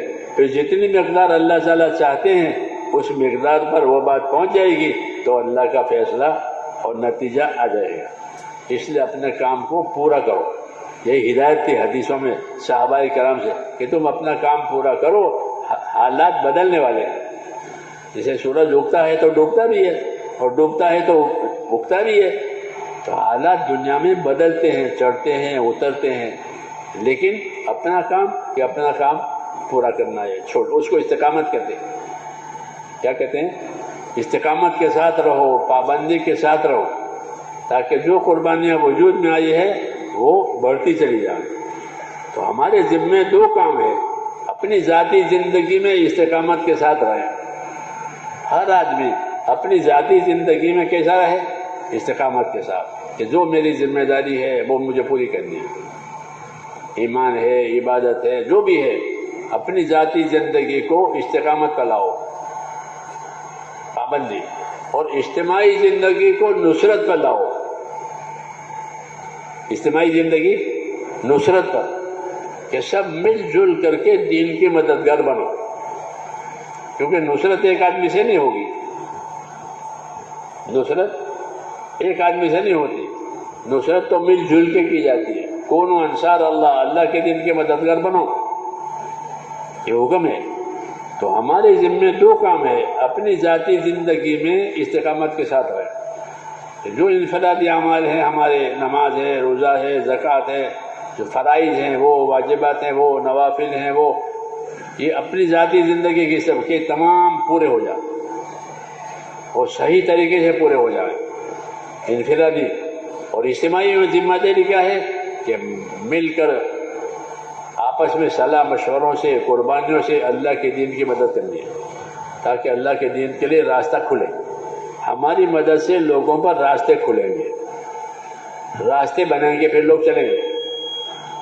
اصل تو ہدایت اللہ کی طرف سے ہے، ہمارے ہاتھ میں ہدایت نہیں ہے، لیکن ہم ہدایت کا راستہ بنائیں گے۔ جیسے حکومت سڑک بناتی ہے، پل بناتی ہے، تو کاروبار کو ترقی ملتی ہے کہ یہاں سے وہاں تک پکی سڑکیں ہیں، یہاں سے وہاں تک پل ہے، اب کاروبار میں کوئی دقت نہیں ہے، مال آتا ہے، مال جاتا ہے، راستہ ہے۔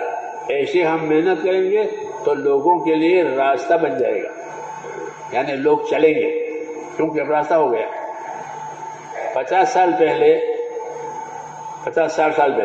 ہم لوگ جماعت میں کام کرتے، لوگ بیٹھتے نہیں تھے، جہاں سلام پھیرا لوگ بھاگ جاتے۔ اس نے کہا بھائی سلام پھیرتے ہی ایک آدمی وہاں دروازے پر چلا جائے لوگوں کو روکنے کے لیے، ایک آدمی یہاں رہے اعلان کرنے کے لیے، اور مختصر سنت پڑھے، یہ ہوتا ہے۔ یہ شروع کی بات تھی۔ اب آپ لوگوں نے وہ مختصر سنت ابھی تک مختصر ہی بنا رکھی ہے۔ ہاں، آپ پوری نماز نہیں پڑھتے تبلیغ والے۔ عشاء کی کتنی رکعتیں ہیں؟ عشاء کی کتنی رکعتیں ہیں؟ 17 پڑھتے ہو؟ نہیں پڑھتے ہو؟ نہیں پڑھتے؟ اب وہ رکعتیں گئی، حالانکہ اب آو آو کرنے کی ضرورت نہیں ہے، یہ بیٹھے ہیں سب، یہ کم بھاگ جائیں گے؟ تو 50 سال والی لگن ابھی چل رہی ہے۔ اب تو میرے ذمہ یہ آتا ہے کہ لوگوں کی اچھی طرح نماز پڑھو، پھر بیان ہوگا۔ کیوں؟ اب کیا بات ہے؟ اب لوگوں کی سمجھ میں کام آیا ہے، اب تھوڑے بھاگ جائیں گے۔ وہ تو اس زمانے میں بھاگ جاتے تھے، تو پھر آؤ آؤ آؤ۔ جی ہاں، یہ چیز قابل اصلاح ہے، اس لیے عبادتوں میں کمی ہو گئی ہے کہ وطر سنت پڑھ لو، چلو آؤ آؤ۔ حالانکہ اب تو عیسیٰ کی 17 رکعت نماز پڑھنی چاہیے۔ جب کام بڑھ جاوے اور دعوت قبول ہو تو قربانی بڑھنی چاہیے۔ حضور صلی اللہ علیہ وسلم فتح مکے کے بعد بہت زیادہ عبادت کرتے تھے کہ کیا فتح ہو گیا، ساری رکاوٹیں ختم ہو گئی، اب تو عبادت کرنے کا وقت ہے، تو پاؤں پہ ورم آنے تک کرتے تھے فتح مکے کے بعد۔ یہ کیوں؟ کہ اللہ نے ساری رکاوٹیں ختم کر دی، لوگ مانوس ہو گئے، دین میں داخل ہو گئے، دشمنیاں چھوڑ چھوڑ کے ہمارے پاس آ گئے۔ یہ طریقہ ہے، یہ قابل اصلاح ہے۔ ہاں، میں نے دلی میں بھی کہا تھا کہ اب تو یہ کہو کہ اچھی طرح نماز پڑھو پھر بیان ہوگا، یہ نہیں کہ آؤ آؤ، تو وہ 2 سنت وتر پڑھ کے آ جاتے ہیں تو ان کی عبادت پوری نہیں ہوتی۔ ہاں، حالانکہ دعوت عبادت کے ساتھ ہے۔ وَمَنْ أَحْسَنُ قَوْلًا مِّمَّنْ دَعَا إِلَى اللَّهِ وَعَمِلَ صَالِحًا، کہ اللہ کی طرف دعوت بھی دے، خود بھی اچھے اعمال کرے، یہ طریقہ ہے۔ اب وہ بات نہیں ہے کہ اب تو اللہ نے استقبال پیدا کر دیا، لوگوں میں اللہ تعالیٰ نے رجوع پیدا کر دیا کہ الحمدللہ لوگ بات سنتے ہیں، بات مانتے ہیں، ذمہ داریاں لیتے ہیں، آگے بڑھتے ہیں۔ کسی بھی ملکوں کی جماعت بناؤ تو وہ ملکوں کی جماعت بنا دیتے ہیں، کہ لاکھوں کی جماعت بناؤ تو وہ لاکھوں کی ذمہ داری لیتے ہیں۔ کیوں؟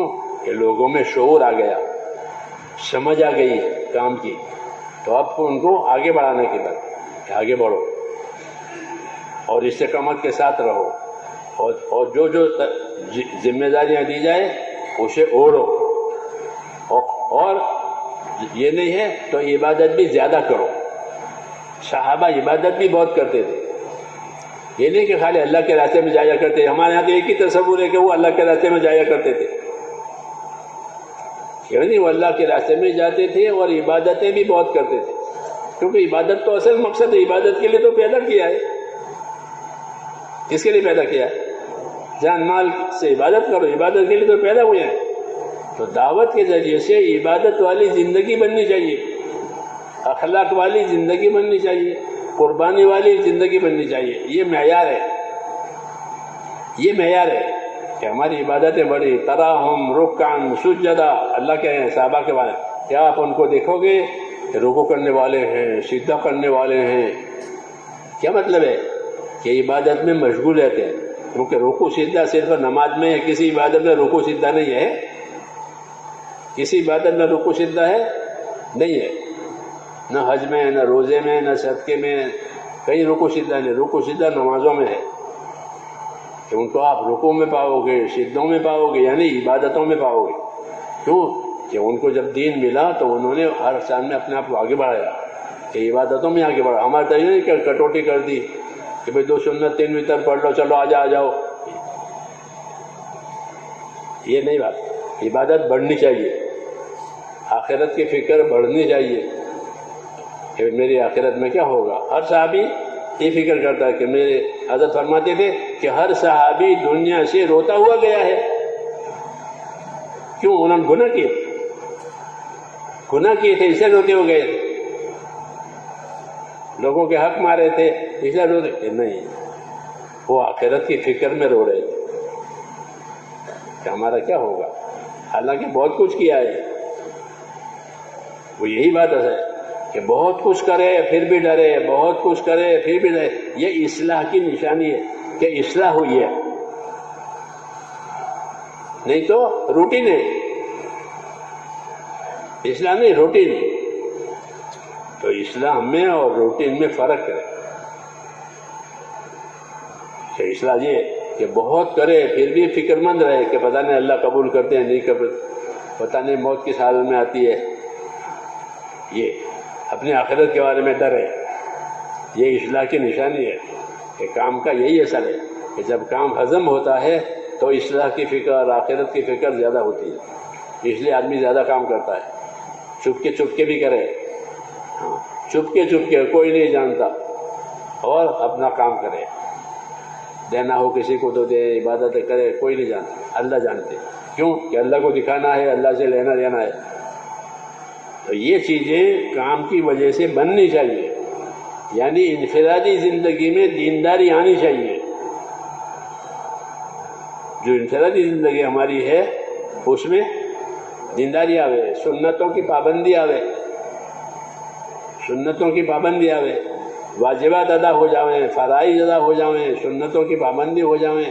حقوق ادا کرنے والے میرے حقوق کے بارے میں فکر مند رہے کہ میرے اوپر کسی کا حق نہ رہے. یعنی آخرت کی فکر. صحابہ کرام بھی یہی کہتے تھے کہ انما ہممنا الآخرہ ولیست ہممنا الدنیا. ہمارے عزائم آخرت بنانے کے ہیں. جب آپ عزائم کرتے ہیں نا آپ لوگ عزائم، تو کہتے ہیں ہمارے عزائم کس کے ہیں؟ کہ ہمارے عزائم آخرت بنانے کے ہیں. ہمارے عزائم دنیا بنانے کے نہیں ہیں. دنیا تو مقدر کے مل کے رہے گی، اور جو مقدر میں نہیں ہے وہ نہیں ملے گی. جو تدبیر کرنے کا حکم ہے وہ تدبیر کریں گے، مقدر کی مل جائے گی.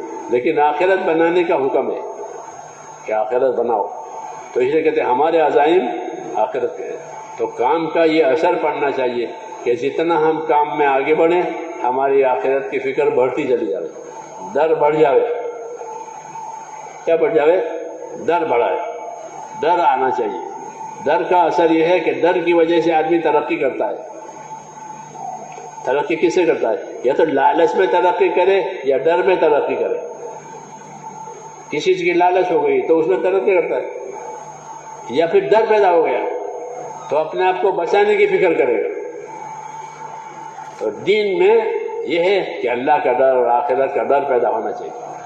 تو پھر اللہ کی طرح آخرت میں ترقی کرے گا ڈر کی وجہ سے. اگر ڈر نہیں ہے تو یہ ٹھنڈا ہے.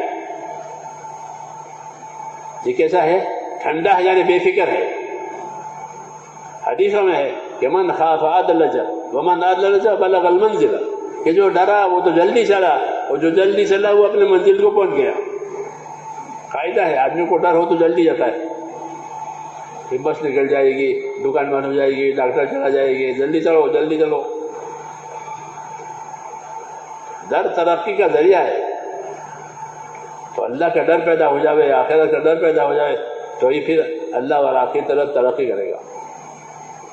نہیں تو ایک عادت پڑی ہوئی وہ کرتے ہیں کہ نہیں، عادت نہیں، عادت کو عبادت بنانی ہے. عادتوں کو عبادت بناؤ. جوتا پہننے کی عادت ہے نا، جوتا پہننے کی عادت ہے تو جوتا پہننے کی عادت کو کہ عبادت بناؤ.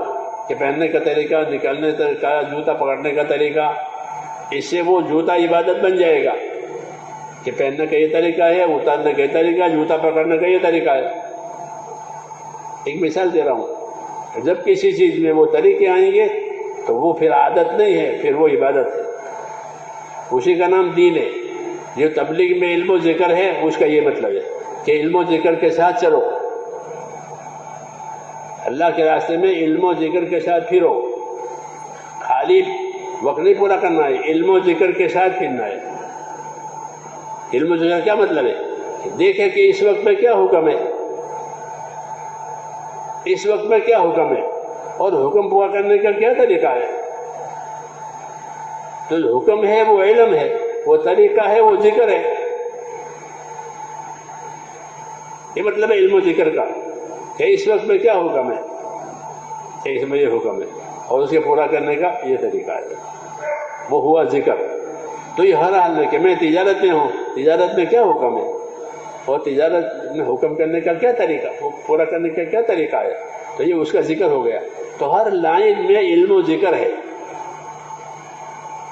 تجارت ہو، عبادت ہو، ہر لائن میں یہ اس کا علم ہے، یہ اس کا طریقہ ہے. کہ پوشاک کا کیا طریقہ ہے، پوشاک کا کیا حکم ہے، پوشاک کیسا ہونا چاہیے، کہ پوشاک کے بارے میں یہ حکم ہے کہ تمہارا پوشاک کیسا ہونا چاہیے، کہ تمہارا پوشاک کیسا ہونا چاہیے جو تمہاری بدن کے عیب کو چھپاوے اور تمہاری زندگی میں رونق لاوے.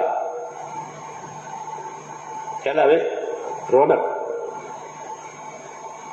مثال دی میں نے، یہ مثال دی کہ اللہ تعالیٰ نے لباس اتارا ہے. کہ لباس کیوں اتارا ہے؟ تاکہ تمہارے بدن کا عیب چھپے. بعض چیزیں بدن میں ایسی ہیں جو کھلنی نہیں چاہیے، اس کو چھپنا چاہیے. دوسرا کہ لباس کی وجہ سے رونق آوے. کہ لباس کی وجہ سے یا بنی آدم انزلنا الیکم لباسا یواری سواتکم وریشا، اے بنی آدم ہمیں تمہارے لیے لباس پیدا کیا ہے. کیوں؟ تاکہ وہ تمہارے بدن کے عیبوں کو چھپاوے. تو اس لباس کی غرض یہ ہے کہ بدن کا عیب چھپے، پتہ نہ چلے. ایسا لباس پہنو، جب لباس ایک دم ٹائٹ ہوگا تو بدن کا عیب نہیں چھپے گا، وہ ظاہر ہو جائے گا. اس کو چھپانے کے لیے لباس ڈھیلا ڈھیلا رہتا ہے کہ وہ چھپ جائے اور بدن میں رونق آوے. کسی محفل میں جائے، مجلس میں جائے، اگرچہ لباس تو اتنا ہی فرض ہے کہ ناپ سے لے کر گھٹنوں تک، فرض تو اتنا ہی ہے، لیکن اس میں کوئی رونق نہیں ہے. رونق ہے؟ کیسے پہن کر کہیں جا سکتے ہیں؟ فرض تو اتنا ہی ہے. یہاں سے نہیں، لباس میں رونق ہے.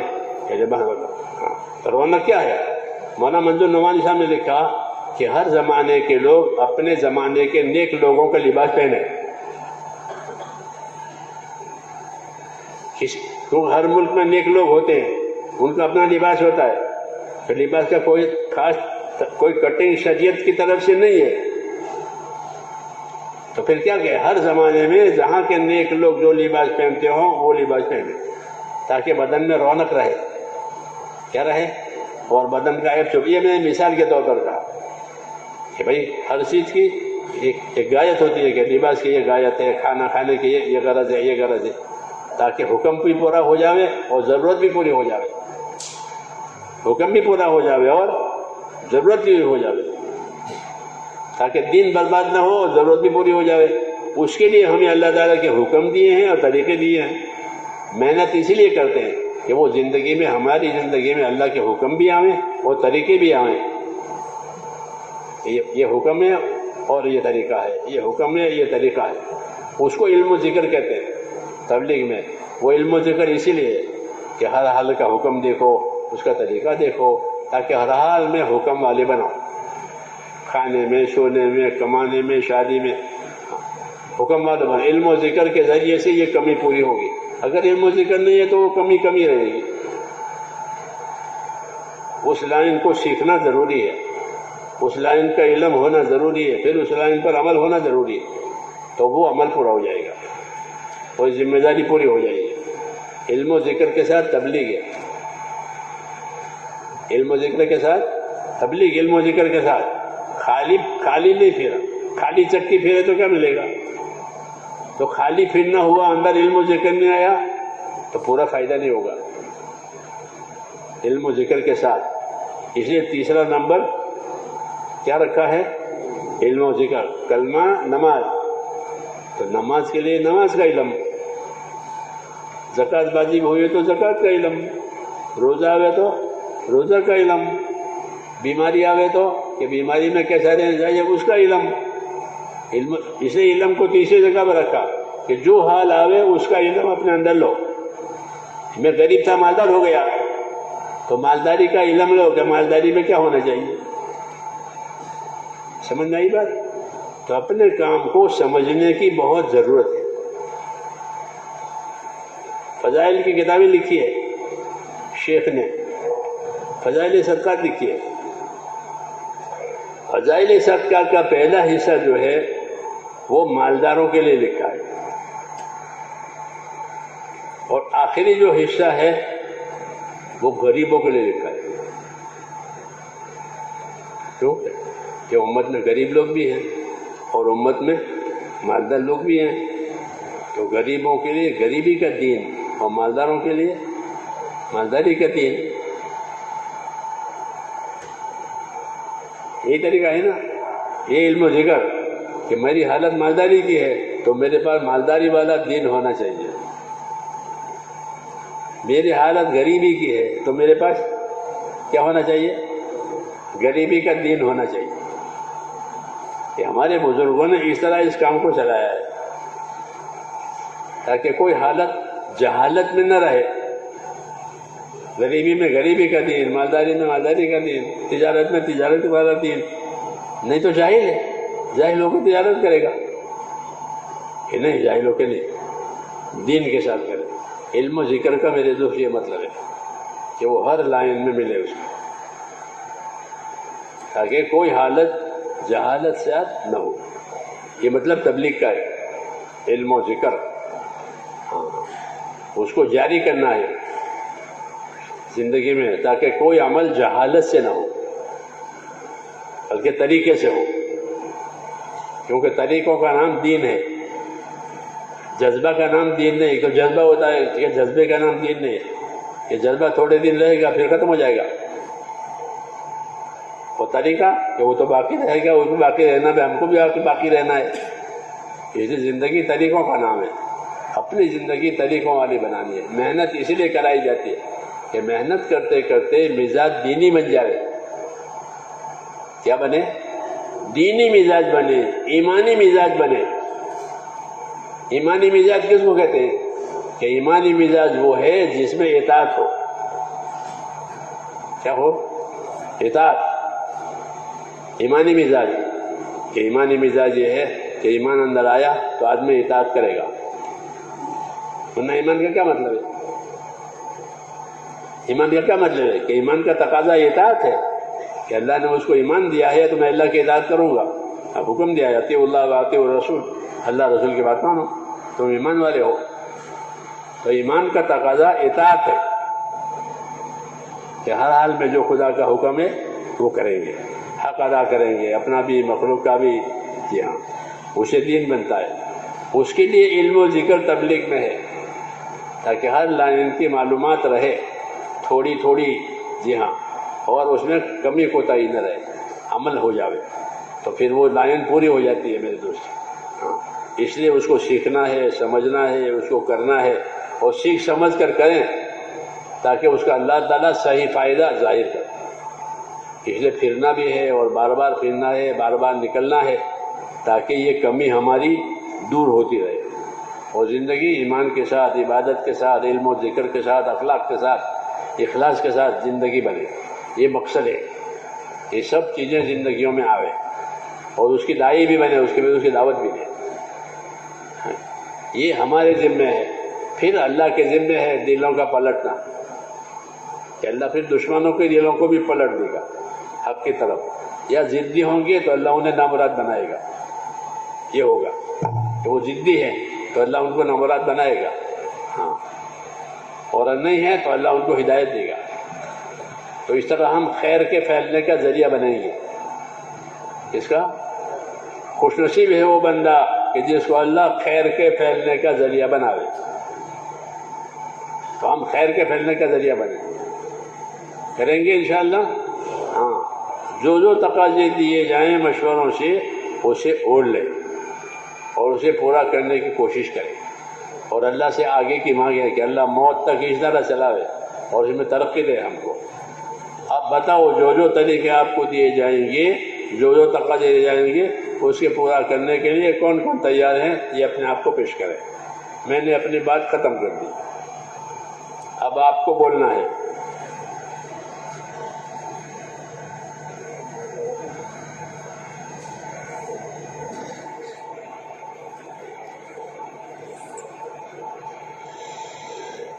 فرمائے بھائی، ارادے کرے. ماشاء اللہ ابھی 4 مہینے کی ہماری جماعت 4 مہینے کی ارادے کرے، چلنے کی ارادے کرے. بہت سارا مجموعہ جو ماشاء اللہ پہلے سے تیار بھی ہے. کھڑے ہو کر نہ بھائی ساتھی بیٹھے آخر تک بیٹھے، یہاں بھی انشاءاللہ نماز ہوگی. تشکیل میں تعاون کرے، ساتھ دے. فرمائے بھائی. بتاؤ بھائی، اپنے آپ کو پیش کرو. جماعتیں پیش کریں، اپنے آپ کی جماعتیں پیش کریں. آپ حضرات نے بہت جم کر بات سنی، اللہ پاک جزائے خیر عطا فرماوے. مزید تھوڑی دیر صبر کر لیں، بیٹھ جاؤ اطمینان سے، انشاءاللہ فارغ ہونے کا موقع ملے اب یہاں، اور یہاں پر نماز بھی ہوگی انشاءاللہ۔ اطمینان سے بیٹھے رہیں، تشکیل میں معاون بنیں، مددگار بنیں، خود پیش کریں اور اپنے دوستوں کو تیار کریں، ہمت کے ساتھ کھڑے ہو جائیں۔ 4 مہینے کے لیے بھی، چلے کے لیے بھی بہت ساری جماعتیں اس وقت تیار ہیں، جو حضرات تیار ہو کر آئے ہیں وہ بھی، اور جن کا 2-4 دن کے بعد ریزرویشن ہے، وہ سب حضرات کھڑے ہو جائیں، پیش کریں، کھڑے ہو کر پیش کریں، کھڑے ہو جاؤ اور پیش کریں اور پیش کریں، کھڑے ہو جاؤ اپنی جگہ، اظہار کریں کھڑے ہو کر، ماشاءاللہ ماشاءاللہ ماشاءاللہ، اور کھڑے ہو جاؤ اور پیش کریں۔ جو حضرات کھڑے ہو کر آئیں وہ بھی کھڑے ہو جائیں، تیار ہو کر آئیں وہ بھی کھڑے ہو جاویں، اور جو پہلے سے تیار نہیں تھے، ابھی ماشاءاللہ تفصیل سے بات سنی ہے، ذمہ داریوں کو سنا ہے، تو ان ذمہ داریوں کو پورا کرنے کے لیے نقد ہمت کریں ماشاءاللہ، اور پیش کریں۔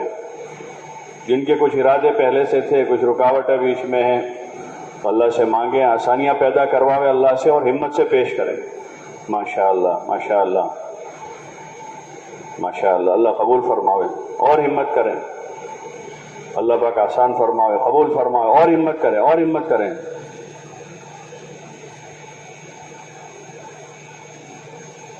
اور پیش کریں، بہت بڑا مجمع ہے، اس میں تو نقد جماعتیں بن سکتی ہیں ماشاءاللہ، اور کھڑے ہو جائیں۔ اطراف سے جو حضرات آئیں وہ بھی پیش کریں، شہر والے بھی پیش کریں، اور کھڑے ہو جائیں اور کھڑے ہوں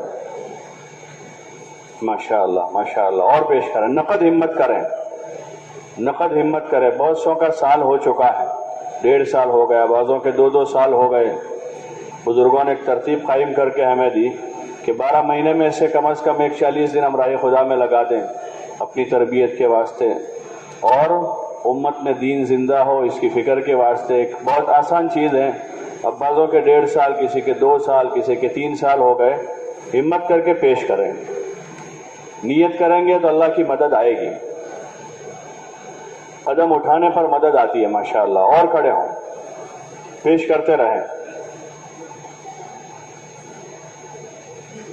آپ حضرات 2 طرف تقسیم ہو جاؤ، لکھنے والے اس طرف بھی ہیں اس طرف بھی ہیں، دونوں طرف چلے جاؤ۔ آپ ادھر والے ادھر چلے جاویں، ادھر جو کھڑے آپ ادھر آ جاؤ، اس طرف آ جاؤ۔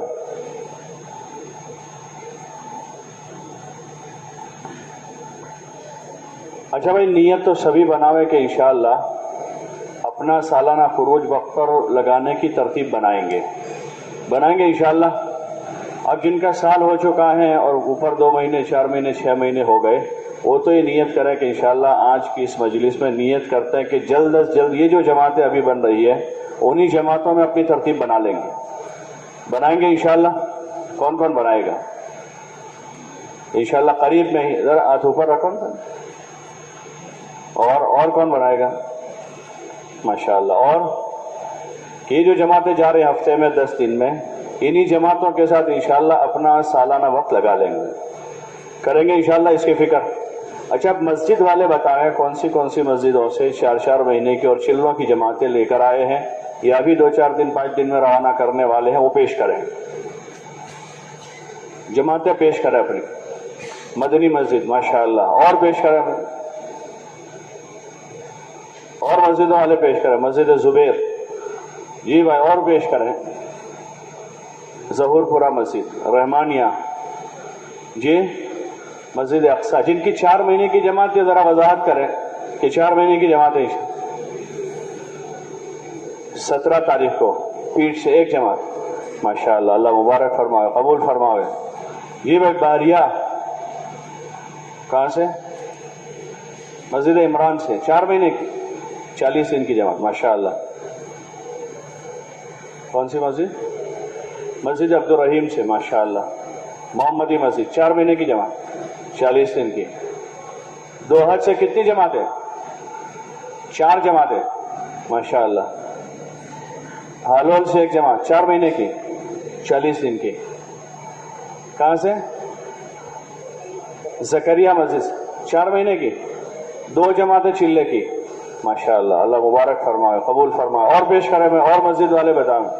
ابھی بہت سی مسجدیں باقی ہیں، ضلع کی ہماری تقریباً 125 مسجدیں ہیں جہاں مسجد وار جماعتیں ہیں۔ اگر ہر مسجد والے ایک جماعت دے دیں تو 125 جماعتیں ہو جائے گی پورے کالج 4 مہینے کی ماشاءاللہ. اور ویجلپور 4 مہینے کی ایک جماعت, اور چلے کی 4 مہینے کی ایک جماعت. جی پیش کریں. معصوم سے ایک جماعت, سنترامپور بڑی مسجد سے 4 مہینے کی چلے کی جماعت. اور باقی مسجد ہے جی بھائی آپ کی مسجد ابو بکر 4 مہینے کی جماعت 40 دن کی. جی بھائی اور پیش کریں, اور پیش کریں. ابھی بہت ساری ہماری اطراف کی بستیاں بھی باقی ہیں اور شہر کی بہت ساری مسجدیں باقی ہیں. لوناواڑہ ابھی خاموش ہے, جالوت, سنجیلی, سکسر, سنیا. سنجیلی سے ایک جماعت ماشاءاللہ. جالوت باقی رہا ابھی, جالوت. باریہ باقی ہیں, باریہ سے 2 جماعتیں ماشاءاللہ, اللہ قبول فرمائے. پپلوت باقی ہیں, رندک پور.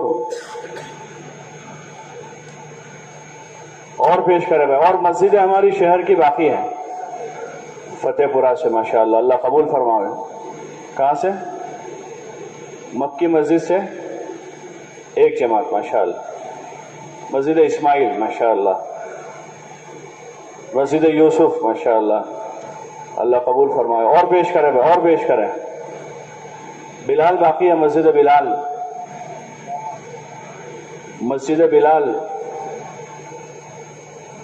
4 مہینے کی جماعت, اللہ مبارک فرمائے, قبول فرمائے. اور پیش کرے بھائی, اور پیش کرے. رحمت نگر باقی ہے, مریم باقی ہیں, محمدی باقی ہیں.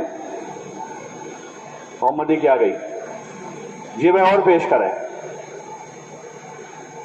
اس وقت یہ 2 عیدوں کے بیچ میں بہت سارے لوگ تیاری کر لیتے اگر تھوڑی محنت کر لیں. حلقہ 1 کی مسجدیں باقی ہیں, ابھی حلقہ 1 کی مسجدیں باقی ہیں. اور اس وقت تو ہمارے پاس رمضان یہ 9 تاریخ سے پورا اسکول ٹیچرز اسٹوڈنٹس کے لیے ویکیشن ہے. کہاں سے؟ جالوت سے 2 جماعتیں ماشاءاللہ, اللہ مبارک فرمائے, قبول فرمائے. کہاں سے؟ کہاں کی؟ راجن 2 جماعتیں, ایک 4 مہینے کی ایک چلے کی ماشاءاللہ, اللہ قبول فرمائے. رانی سے 2 جماعتیں, ایک جماعت ماشاءاللہ. تو بھائی ویکیشن بھی پورا جو ہے بعد رمضان ہمارا 9 تاریخ سے شروع ہو رہا ہے, تو اس میں ہمارے بہت سارے ٹیچر ہیں, 400 کے قریب تقریباً ٹیچر تو شہر میں ہیں. اگر ان کی صرف تشکیل ہو جاوے تو یہ 40 جماعتیں ہو جاوے. اور اسٹوڈنٹس ہمارے کتنی بڑی تعداد میں ہے پورے ضلع میں, تو تھوڑی فکر ہو جاوے تو ان کی بہت بڑی تعداد اس وقت نکل سکتی. گزشتہ سالوں میں رمضان بیچ میں آتا تھا, ویکیشن بھی ہے, رمضان بھی ہے, عید بیچ میں آ جائے گی. اب وہ سارا مسئلہ ختم ہو گیا, پورا ویکیشن رمضان کے بعد ہے, نہ بیچ میں کوئی عید ہے اور نہ روزوں کا مسئلہ ہے. تو اکثر مسجدوں کے اطراف میں ہی بستے ہیں سارے اسٹوڈنٹس ٹیچرز. اگر مسجدار جماعت فکر میں لیتی ہیں ان کو تیار کر کے ان کے ساتھ جماعتیں بنانی ہیں تو یہ مجمع وصول ہو جائے گا. اسٹوڈنٹس کی تعلیمی نظام اب ایسے ہو گئے آگے کی تعلیم میں کہ پھر ان کو پورا ویکیشن نہیں ملتا. یہ 11ویں 12ویں میں مل جاتا ہے, پھر اس کے بعد کی تعلیم میں پورا ویکیشن نہیں مل پاتا. 10 دن کا ہوا, 8 دن کا ہوا, 12 دن کا ہوا. اس وقت ان کے پاس موقع ہے.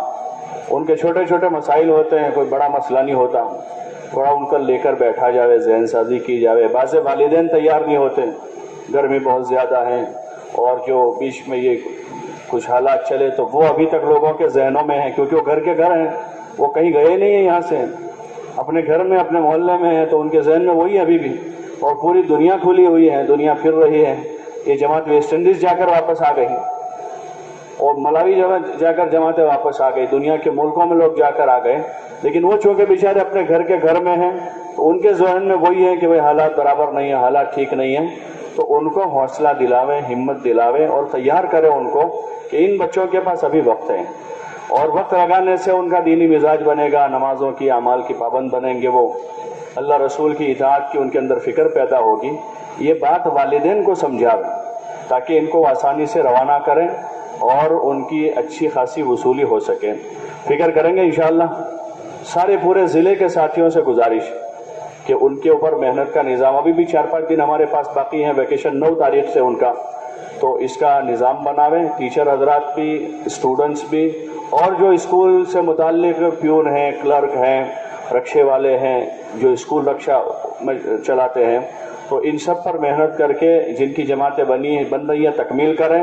جن مسجدوں میں بنیاد نہیں پڑی ہے تو وہ محنت کر کے ان دنوں میں ان کی جماعتوں کی تکمیل کرنے کی کوشش کریں گے انشاءاللہ. اللہ پاک عمل کی توفیق عطا فرماوے.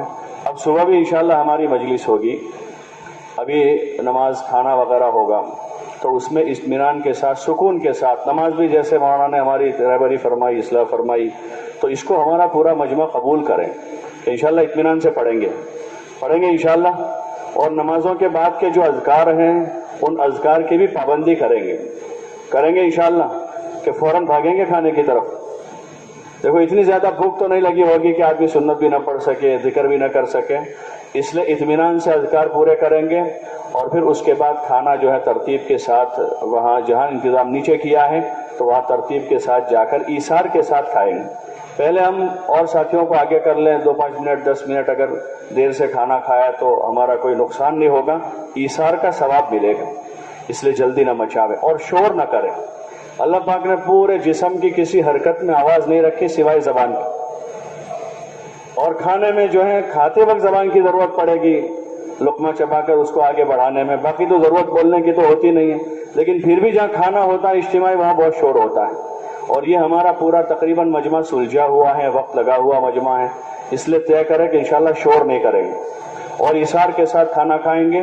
اور پھر اطمینان سے یہاں قیام کر لیں تاکہ فجر کی مجلس میں ہم پہلے سے شروع سے شریک رہ سکیں. اور صبح جو ہے ناشتہ مجلس کے بعد ہوگا تو اس کا پاس ابھی سے لے لیں، جنہوں نے نہ لیا ہو ابھی سے لے لیں تاکہ انتظام والوں کو سہولت رہے.